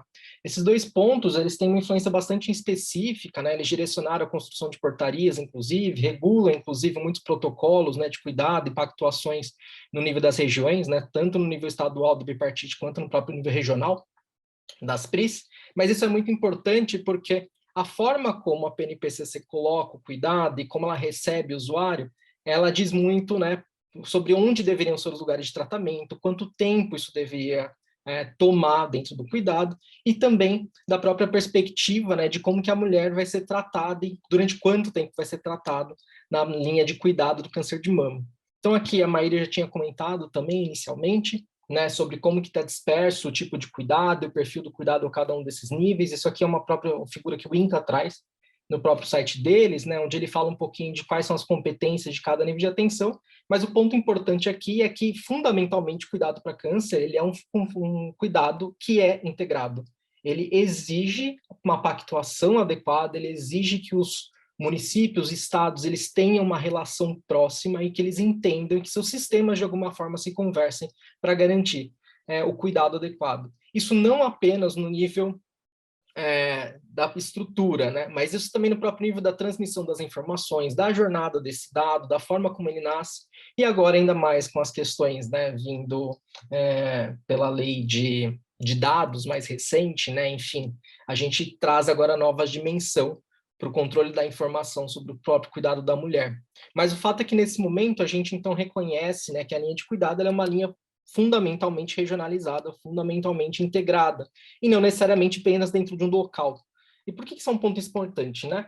A própria Maíra trouxe, eu só reforço aqui, né, a gente tem 356 CACONs ou NACONs, né, no SUS, distribuídos em pouco mais de 181 municípios, no Brasil. Isso, né, em 2017, realmente eram 317, a gente tinha esse número atual, só que quando a gente pensa nisso aqui, 356, 181, a gente tem, então, uma média de que 1 a cada 35 municípios, mais ou menos, vai ter um hospital que vai realmente realizar algum tipo de cuidado para o câncer de mama.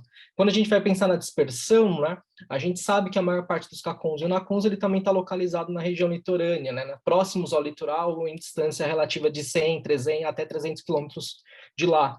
E conforme a gente entra no interior do Brasil, a gente passa a realmente ter uma quantidade menor. Então, se por um lado a gente realmente tem uma quantidade adequada para atender em torno de 80% da população, né, a gente realmente não tem um acesso adequado de toda a população de forma equânime, né, e até mesmo, a gente pode dizer, igualitário, espalhado pelo próprio país, né.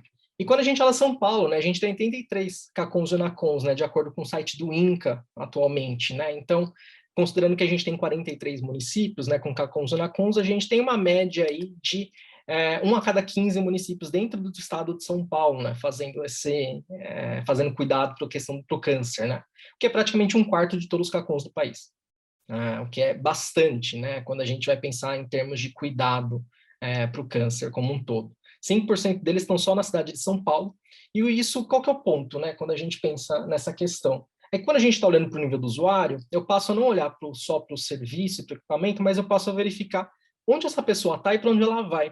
E a gente começa a verificar, a perceber que, então, paulista de 600 cidades diferentes, eles têm que se deslocar para conseguir um tratamento, um cuidado adequado. Isso implica em questões de transporte sanitário entre esses diferentes lugares, ou vai implicar, então, que, de alguma forma, esses usuários eles também tenham transporte próprio para fazer isso. Mas isso também vai redundar nas dificuldades de exame, vai redundar também nos tipos de documentação e também vai gerar alguns tipos de conflito entre os próprios processos realizados dentro de cada serviço do município. Afinal, apesar de existir uma recomendação, protocolos específicos, mesmo portarias, os municípios eles têm aderências diferentes a cada um desses pactos, né, em função de estrutura, RH, recursos, enfim, acabam sendo muitas vezes diferentes. Lembram uns tempos atrás, enfim, na época que eu trabalhava com a Secretaria de Estado da Saúde de São Paulo, que um dos pontos de atenção para a organização dentro, né, de uma das linhas de cuidado era as documentações diferentes que não eram aceitadas por alguns hospitais. Isso é um ponto de atenção para o serviço, né?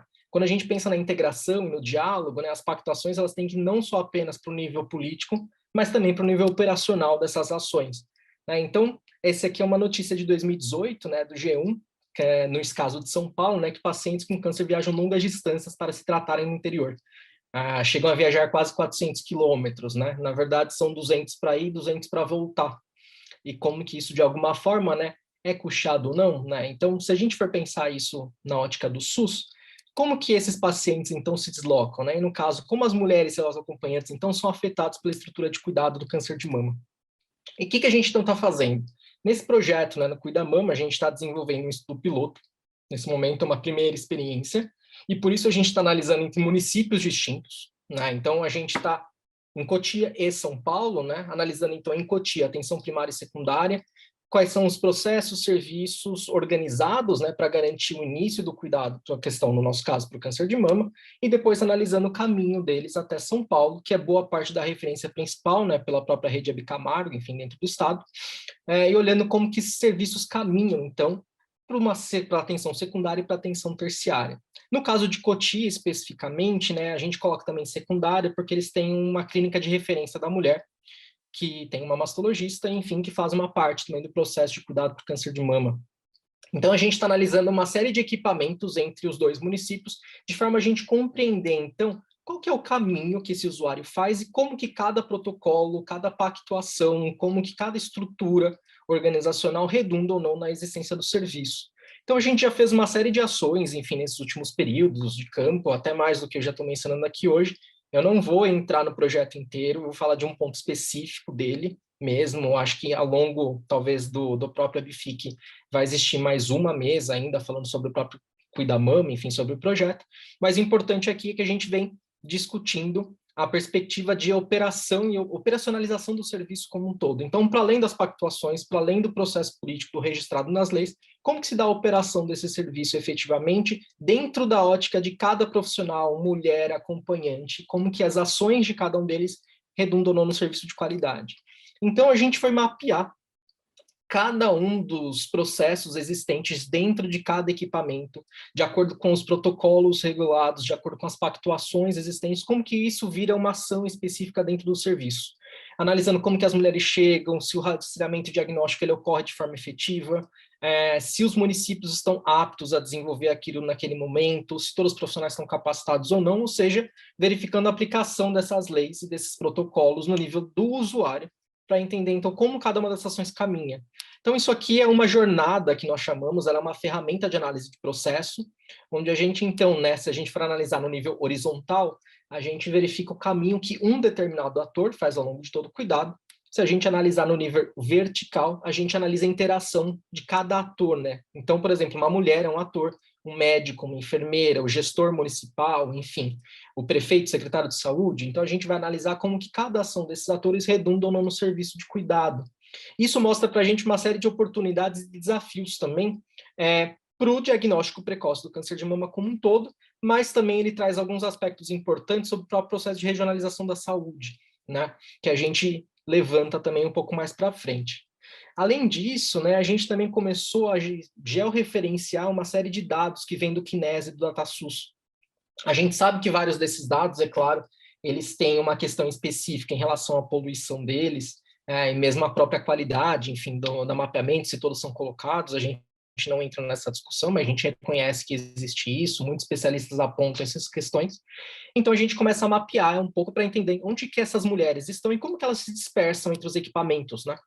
Então, por exemplo, a gente vai fazer um levantamento, né, de 2013 a 2021, né, entre Kinese e DataSUS, de onde essas mulheres têm o diagnóstico de câncer feito. Então, né, mulheres oriundas, né, de Cotia, quais são os principais equipamentos, né, que aparecem como sendo equipamentos que realizam algum tipo de diagnóstico?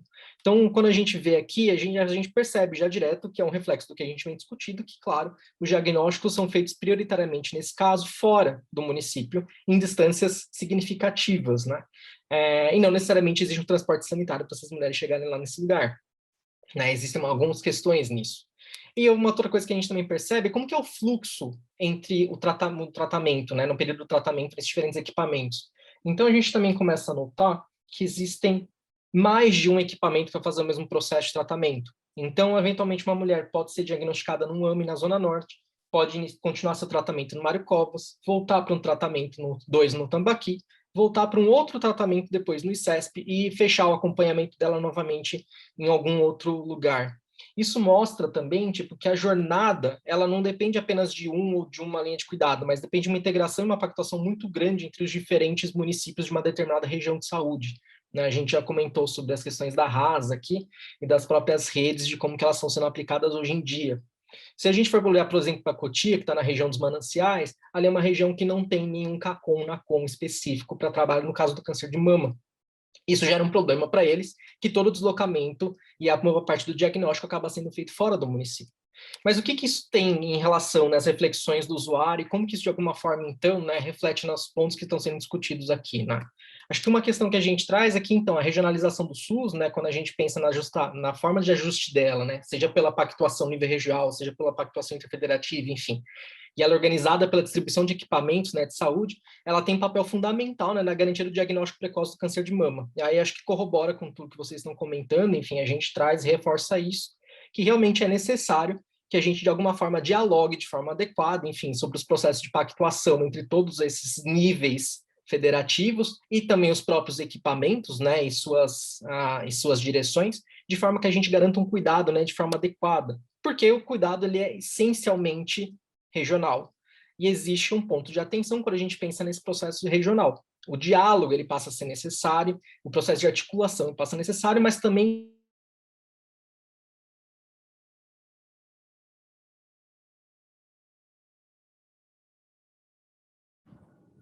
acho que parece que caiu aí a ligação dele. Vamos esperar mais um minutinho, senão nós damos continuidade aqui.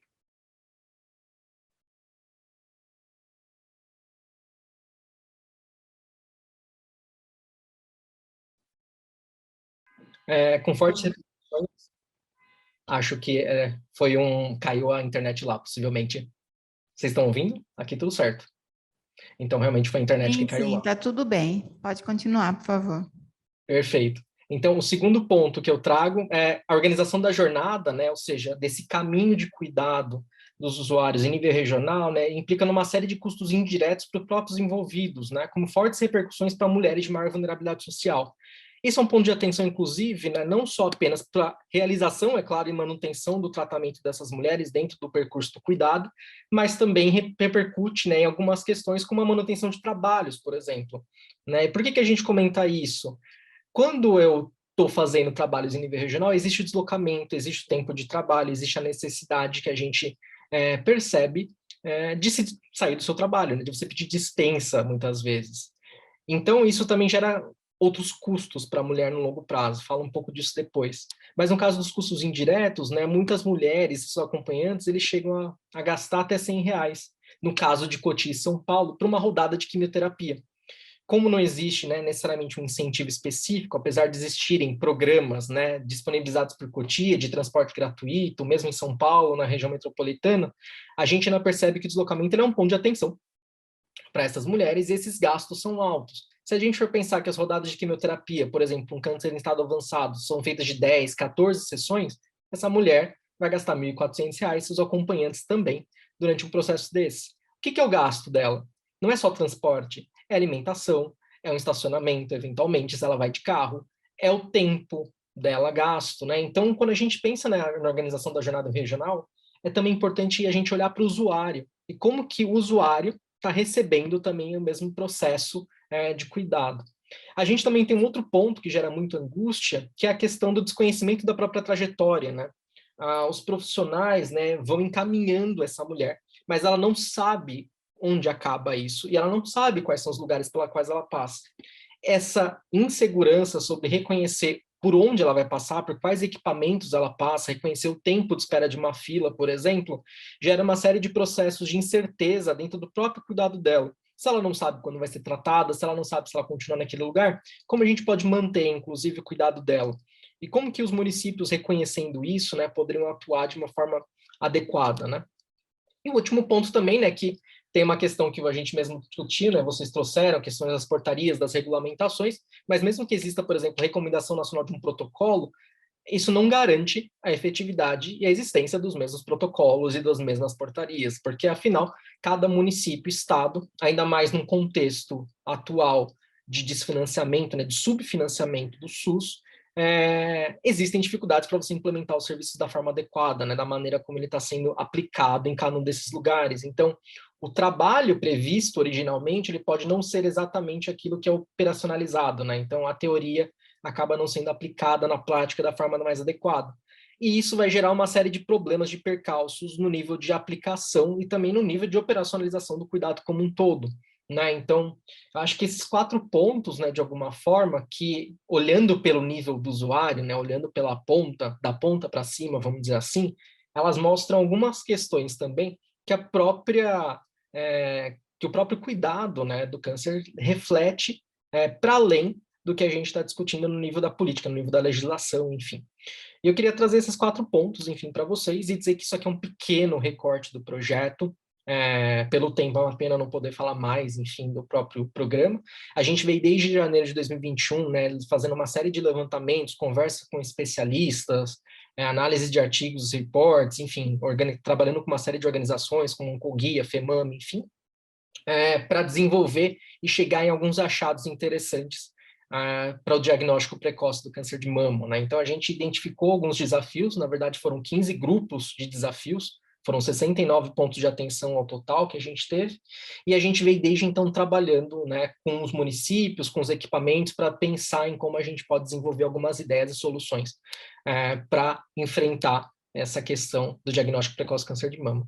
E é isso, gente. Eu queria agradecer a todos. Perdão se caiu a internet no meio do caminho e alguém não conseguiu ouvir algum pedaço, mas eu fico super à disposição para conversar sobre o projeto. É isso, gente. Obrigado. Obrigada, Ariel. Bem, acho que nós tivemos aqui, então, hoje a oportunidade de ouvir o Ministério da Saúde, ouvir o CONAS, CONASENS, o Instituto Telos, com uma brilhante apresentação aqui de todos, E eu acho que é uma oportunidade aqui de nós, que fazemos assistência aos hospitais, de realmente tirarmos as nossas dúvidas e perguntarmos oportunidade de darmos ideia, de fazer proposições. Então, eu tenho aqui um questionamento em relação aos vários estágios para o Ministério da Saúde, em relação aos vários estágios de prevenção primária, secundária, terciária, modo de encarar as ações, na verdade, em relação aqui que fala aos métodos de detecção precoce. Vemos que existe falha, pois os pacientes, na grande maioria das vezes, seja na pré-pandemia, pandemia, eles estão chegando em estágio avançado. A pergunta é: qual é realmente a política pública adotada pelo Ministério da Saúde para que a prevenção primária e secundária realmente aconteça, para diminuir o impacto do tratamento em estágio avançado? Se existe alguma forma de medição, algum indicador, como que o Ministério está vendo e está abordando os municípios, abordando as instâncias que são responsáveis hoje por implementar e efetivar essa política? Como é que vocês estão vendo que se isso está acontecendo e se não está acontecendo, qual é a proposta dentro de um impacto muito grande que a gente está vendo na assistência, na condição clínica que os pacientes estão chegando e no custo que os hospitais estão tendo com essa situação de tratamento avançado?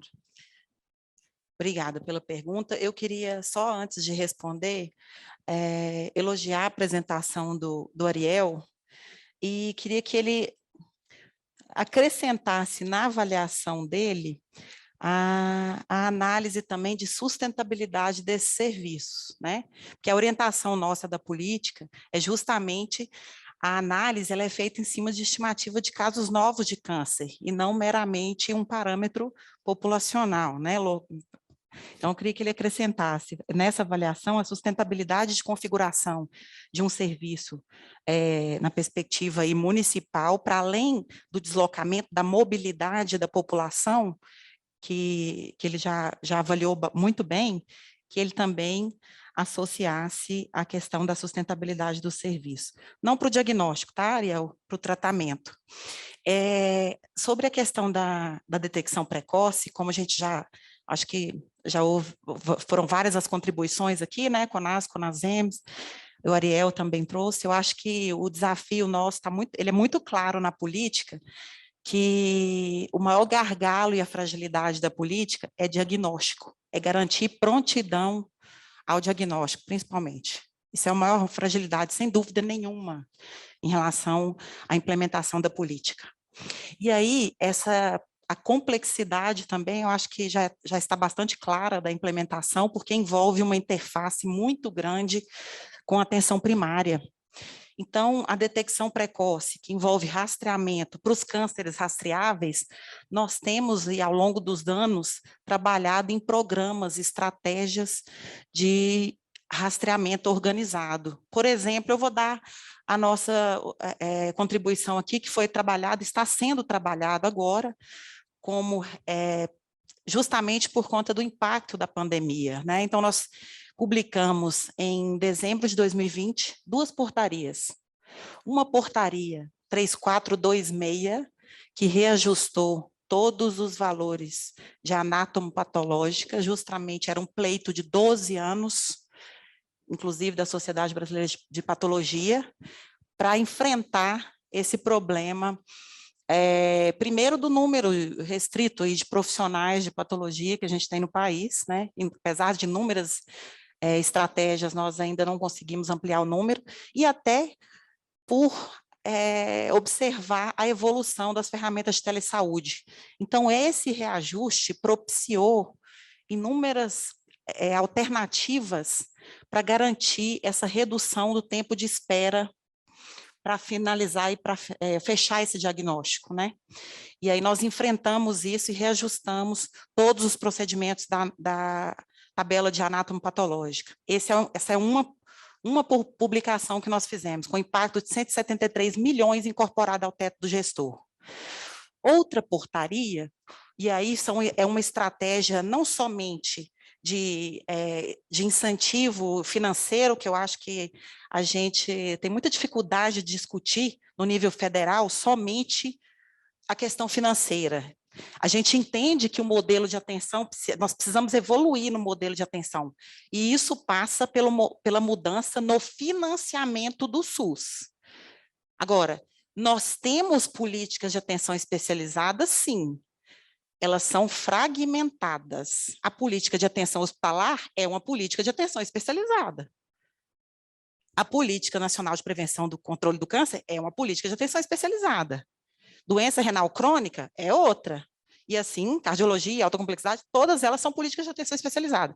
Não estão organizadas em uma única política de atenção especializada. E a hospitalar também é uma delas. Nós temos a compreensão disso com muita clareza no Ministério, e também é unânime que nós teríamos necessidade apenas de uma política de atenção primária, uma política de atenção especializada e regulação. Agora, isso passa por mudança no modelo de financiamento e também pelo enfrentamento à desigualdade do MAC. E, para isso, nós temos que ter consenso tripartite, tá? Então, a outra estratégia foi a estratégia que culminou na publicação da portaria 3712. Foram as duas juntas. Nós fizemos uma construção de ações integradas. Primeiro, reajuste anatomopatológico. Segundo, vamos trabalhar e avaliar o desempenho da rede, considerando o desenho macro-regional, e nós vamos avaliar o desempenho em todo o rastreamento do câncer de mama e de colo do útero, justamente para enfrentar o impacto causado pela pandemia nos programas de rastreamento, que são dois cânceres rastreáveis com uma incidência elevada na população, alvo nossa do rastreamento. O que nós fizemos? Publicamos, então, fizemos avaliação de desempenho de toda a rede, considerando o ano de 2019, pré-pandemia. Avaliamos todo o desempenho em todos os parâmetros técnicos que o INCA publica há muitos anos, que é outra diretriz de organização da rede para detecção precoce e rastreamento. E o INCA atualizou esse ano, inclusive, o de mama. Todos os parâmetros nós avaliamos o desempenho. Chamamos os gestores, pactuamos em CIT e mostramos. Esse é o desempenho que a gente tinha em 2019. Nós vamos pactuar agora uma meta de alcance para 2021. E o Ministério vai monitorar junto com estados e municípios. Qual é a minha responsabilidade enquanto gestora estadual? Eu recebo o recurso porque foi feito um rateio em cima do desempenho. Então, a gente começa a trabalhar incentivando a melhoria do resultado. Nós liberamos descentralizamos o recurso e falamos, agora o Estado chama a rede, organiza, programa assistência, e aí nós demos todos os instrumentos técnicos, fizemos oficinas de qualificação de todos os gestores, tá? Fizemos a primeira, estamos agora para fazer a segunda oficina, programando a segunda oficina. E aí o gestor tem que construir um plano específico para o desenvolvimento dessas ações, e nos envia com as pactuações. E aí a gente definiu uma meta de alcance de, no mínimo, 30% em cada parâmetro de programação para o câncer de mama e de colo de útero. Então, essa é uma importante estratégia aqui para destacar para o senhor sobre quais são as estratégias aí, né, as diretrizes que o Ministério vem trabalhando ao longo dos anos para contribuir no fortalecimento dessas ações e serviços para detecção precoce do câncer de mama e de colo de útero, por exemplo. Bem, aqui tem uma segunda questão, que seriam para a doutora Maíra, para o doutor René e doutor Marcos, Ministério, CONAS e CONASENS.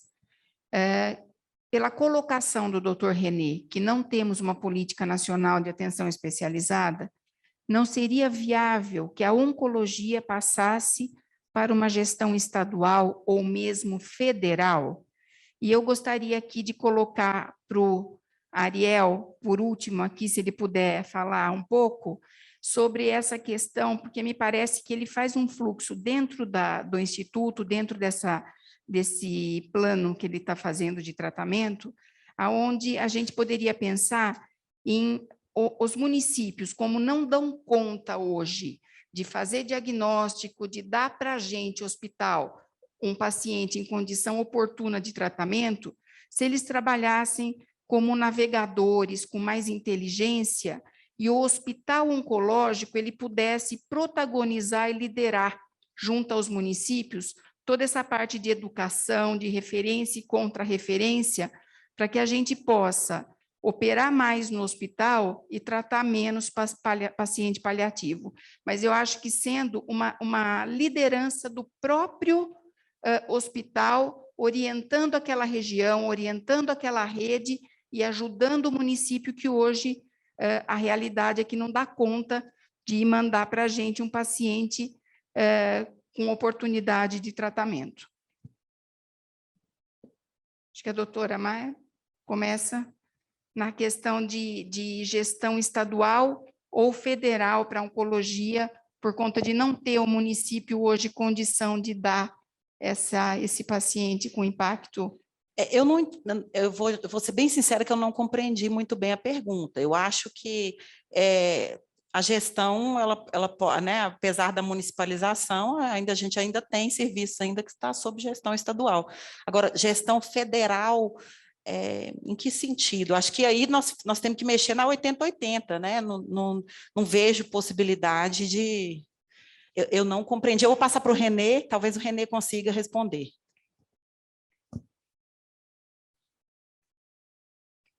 Renê, se quer responder? Eu acho que teria que subir, que o diagnóstico não fosse mais feito no município, o que eu entendi aqui da pergunta, que a oncologia passasse por uma gestão estadual ou federal. Mas esse pacto parte do planejamento regional integrado. Isso pode ser articulado no nível local, né?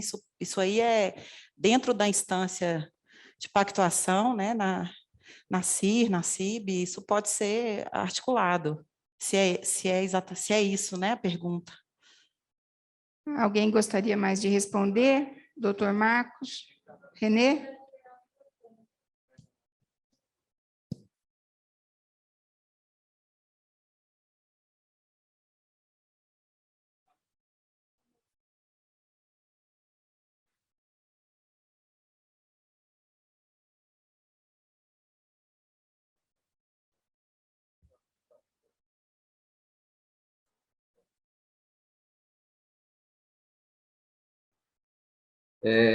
Primeiro, assim, acho que são 3 questões.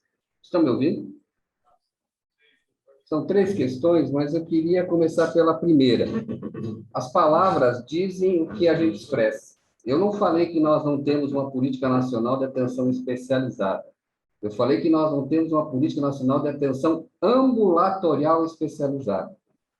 É diferente dizer que nós não temos uma política nacional de atenção especializada. E, realmente, uma política nacional de atenção ambulatorial especializada, nós não temos.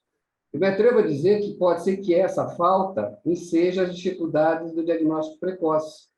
Porque não são todos os estados brasileiros que têm a estrutura de atendimento secundário que tem em São Paulo. E onde existe essa estrutura de atendimento secundário, lamentavelmente, ela não se faz a partir de uma política financiada pelo governo federal. Ela se faz, muitas vezes, financiada pelos arranjos institucionais que municípios fazem, por exemplo, quando se consorciam para permitir acesso a consultas especializadas e a exames. Eu vou lembrar um fato aqui que eu não gosto de lembrar, mas é impossível esquecer.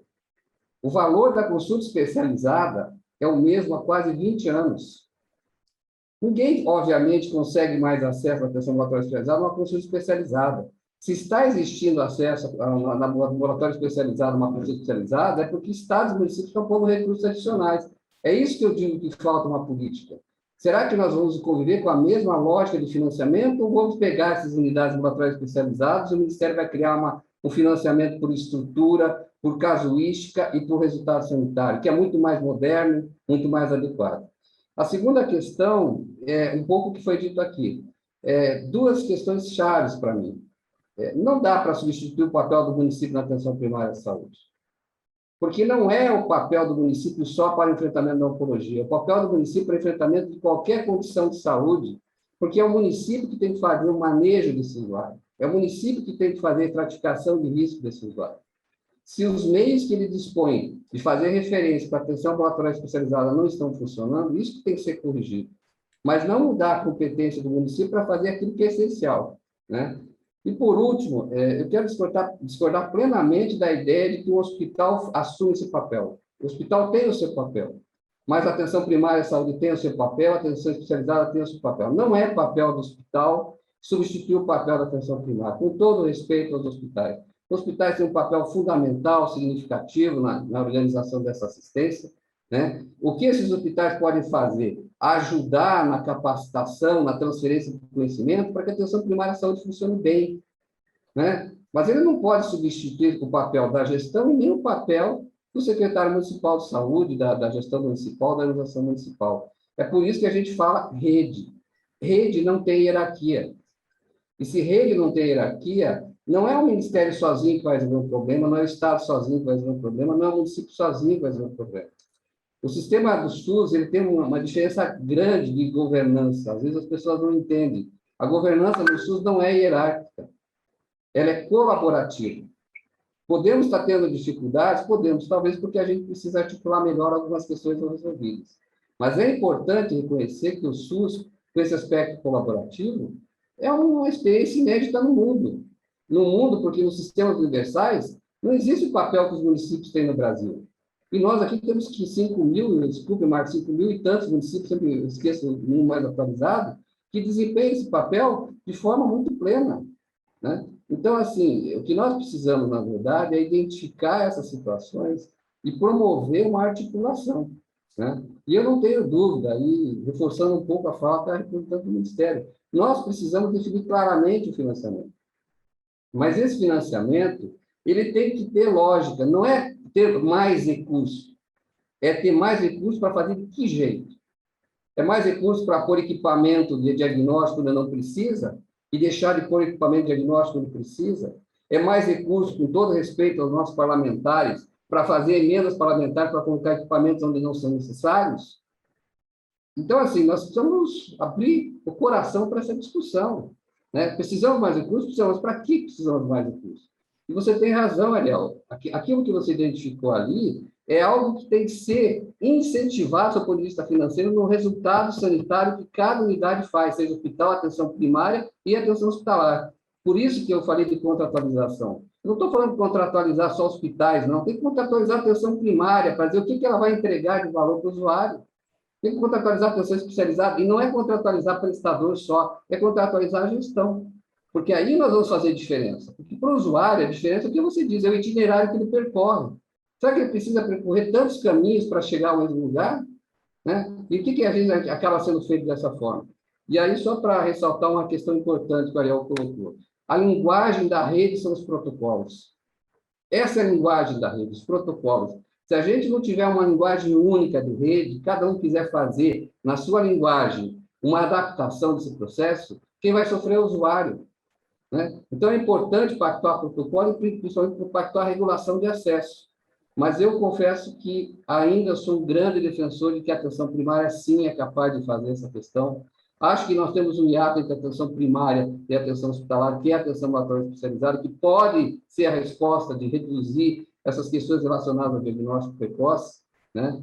Mas o principal de tudo é assim, nós temos que fazer com que a rede funcione de forma harmônica e colaborativa. Ninguém hierarquicamente está acima ou abaixo, ainda mais um SUS que não tem hierarquia, né? Isso que é importante. Obrigada, doutor Renê. Doutor Marcos, queria falar alguma coisa sobre esse fluxo aí entre a atenção básica, hospital? Acho que está mudo. Liberaram? Está me ouvindo? Sim. Muito bem. Então, eu queria fazer alguns complementos. Acho que o Renê abordou bem essa situação. Primeiro, né, dos 4 bilhões e 500 milhões de procedimentos que são realizados no SUS, o município faz mais de 3 bilhões de procedimentos. Então, falar mal de município, entendeu? É desconhecer a realidade do Sistema Único de Saúde. Quem segura as pontas do Sistema Único de Saúde hoje são os municípios e os estados, em boa parte. Basta olhar quanto de recurso a mais os municípios colocam para poder financiar o sistema. Então, nós estamos falando de quase que 2 orçamentos do Ministério da Saúde por ano ao longo desses últimos 10 anos, de aplicação de recursos a mais do que estava determinado por lei. Essa é a primeira questão. A segunda questão é importante ter um processo de organização do sistema. Aliás, isso desde 1920, Dawson fez isso, que deu depois de 1948 origem ao NHS na Inglaterra. Não há, isso é uma situação absolutamente conhecida no planeta inteiro, entendeu? A organização do sistema precisa ser pensado primeiramente na atenção primária, depois secundária, depois terciária, organizar isso em rede. O nosso sistema é um sistema sui generis que tem um processo federativo que não existe par no planeta. Então, o processo de governança e de governabilidade, de responsabilidade que cada ente tem na execução dessas tarefas é muito diferente e é muito complexo esse processo. E eu quero, acho que assim, isso é muito importante nesse processo. Eu quero parabenizar a apresentação feita pelo Ariel. Acho que ele fez uma apresentação bem interessante, Ariel. Eu quero dizer que a gente, quando estava no Ministério da Saúde, eu e Rodrigo Lacerda, que hoje está aí convidado também aqui agora, nós tivemos a oportunidade de pensar, repensar esse processo de regionalização no país, né? E a gente fez uma encomenda que é muito parecido com esse trabalho que você fez na mão aí na UNE, né? Que foi assim, fazer este estudo de deslocamento de origem e de atendimento no país inteiro. E aí, em cima dessa pesquisa que foi feita por 2 grandes pesquisadores, pelo Viacaba, no Rio de Janeiro, e pelo Chico Poté, na Universidade Federal de Belo Horizonte, nós propusemos, enquanto Ministério da Saúde, a construção de 120 macro-regiões que davam conta para atender a maior parte desses fluxos, organizando esses fluxos. E foi repassado isso às bipartites estaduais, que, junto com os municípios, analisaram as propostas do Ministério e fizeram uma ampliação de 112 macro-regiões, veio para 120 macro-regiões. Mas ela utilizou esse mecanismo que você utilizou e que fez na unha, aí, que é brilhante, né? Mostra que você, de fato, está no caminho certo nesse processo, né? Sob a perspectiva da atenção federal, eu não sei, eu acho que é uma situação já ultrapassada nessa discussão, tanto no âmbito da academia, quanto, enfim, no âmbito da expressão do resultado da atenção. O que a gente, de fato, precisa, e o René tem razão nisso, é construir um vínculo maior entre esses espaços de especialidade e atenção primária. É preciso uma corresponsabilização nesse processo de atenção a esse paciente, né? Então, se a atenção primária ela tem a preocupação de trabalhar na promoção da saúde, a prevenção da saúde, e a atenção primária, e aí resolver 85% dos casos de procura e vai encaminhar esses casos complicados, ele vai precisar de um protocolo clínico de diretriz terapêutica e vai precisar um apoio ao trabalhador de saúde na atenção primária. Esse profissional da atenção especializada, que vai receber esse paciente em melhor ou pior condição, tem que analisar, em cima de um protocolo, como é que está o desenvolvimento profissional da atenção primária de saúde. E se houver alguma dificuldade, o que tanto o CONAS quanto o CONASEMS está preconizando hoje, nesse processo de discussão regional, é que se formule um processo de matriciamento, de interação entre essas duas situações, que possam minimizar esses processos, essas distorções que a gente observa nesse processo de encaminhamento. Então, isso não é uma coisa muito simples de ser feito. Nós estamos falando de um universo de 4 milhões de trabalhadores no Sistema Único de Saúde que precisam e que não foram formados para trabalhar no Sistema Único de Saúde e que acabam reproduzindo essa proposta, né, de que especialista é que, na verdade, é que tem que atender a porta de entrada, né, que é uma coisa que se aprende nas escolas médicas e dizer que isso tem que ser feito no nível hospitalar. Né? Isso não funciona. Em lugar nenhum do planeta onde isso foi feito, funcionou e vai continuar não funcionando se nós não fizermos um processo de organização da atenção primária, de qualificação dessa atenção primária, de fazer com que ela seja ampla e resolutiva no país, que ela possa, de fato, participar desse processo de regulação do acesso a esses pacientes e controlar e organizar cada um desses trajetos que o Ariel muito bem colocou, que a gente hoje pactua no âmbito da tripartite, que, na verdade, essa responsabilidade na organização da rede não é do serviço, é do usuário. Pensar uma rede de atenção à saúde é pensar o trajeto do usuário naquele lugar. É em tempo oportuno, em localização oportuna, tudo isso tem que ser barateado. Tem custo social grave, tem custo de transporte sanitário grave, tem impacto do trabalho grave. Então, quanto mais próximo eu fizer a esta atenção, melhor. É óbvio que é, né? Mas a população, se eu começar a fazer isso, e só dizer assim, eu só vou ter atenção especializada, imagina a quantidade de favela que nós vamos criar nesse país afora, de pessoas que querem ficar morando perto de municípios que têm esses serviços especializados. Então, a gente tem que tomar cuidado com o que a gente propõe, porque, às vezes, as soluções que a gente propõe nessas questões podem desarticular fortemente essa situação. E, por fim, eu queria lembrar, acho que René, não sei se ele teve a oportunidade de ser aluno dele também, mas eu fui aluno de um cara chamado Carlos Gentili de Mello, um dos grandes sanitaristas da história desse país, eu não tenho a menor dúvida disso. E ele dizia claramente, entendeu? A sociedade é um sistema de vasos intercomunicantes. Você não vai conseguir resolver um problema isoladamente dos outros. Não é possível fazer isso. Então, assim, a atenção da qualidade do serviço de oncologia está vinculada à atenção e funcionamento do Sistema Único de Saúde como um todo. E esse Sistema Único de Saúde está vinculado ao processo civilizatório desse país. É isso, né? Nós não podemos esquecer esses limites e essas questões que fortalecem o nosso entendimento, que precisam fortalecer o nosso entendimento e diagnóstico sobre o que é que devemos fazer para poder qualificar e atender oportunamente as pessoas que são, enfim, atingidas por situações como essa que a gente está abordando hoje aqui. Bom, obrigada, doutor Marcos. A doutora Mayra está pedindo aqui para rapidamente, que nós vamos ter que encerrar, só para ela complementar aqui um minutinho. Marcos, então, eu só quero complementar a sua fala, que nós acompanhamos esse processo, esse estudo que foi feito, capitaneado pela Secretaria Executiva, com Poté à época, e nós não avançamos ainda mais, porque nós esbarramos aí, né, com a redução clara das regiões de saúde e o desenvolvimento dos PDRs, nós paramos aí. Quando se começou a discutir a metodologia de rateio e a adoção dos critérios de rateio, foi o maior impasse para evoluir nessa reestruturação da regionalização. Era só isso. E agradecer, então, a participação de todos os palestrantes. Eu acho que a BIFIC acertou aqui no eixo, no tema. É um tema que dá bastante assunto, bastante conversa aqui. E eu acho que sobrou aqui, Pascoal, algumas questões que eu deixo depois na mesa. Eu acho que dá para a gente responder. Mas muito obrigada. Agora nós temos um coffee break. E às 4h30? 4h30 voltamos, então, para a continuação. Muito obrigada.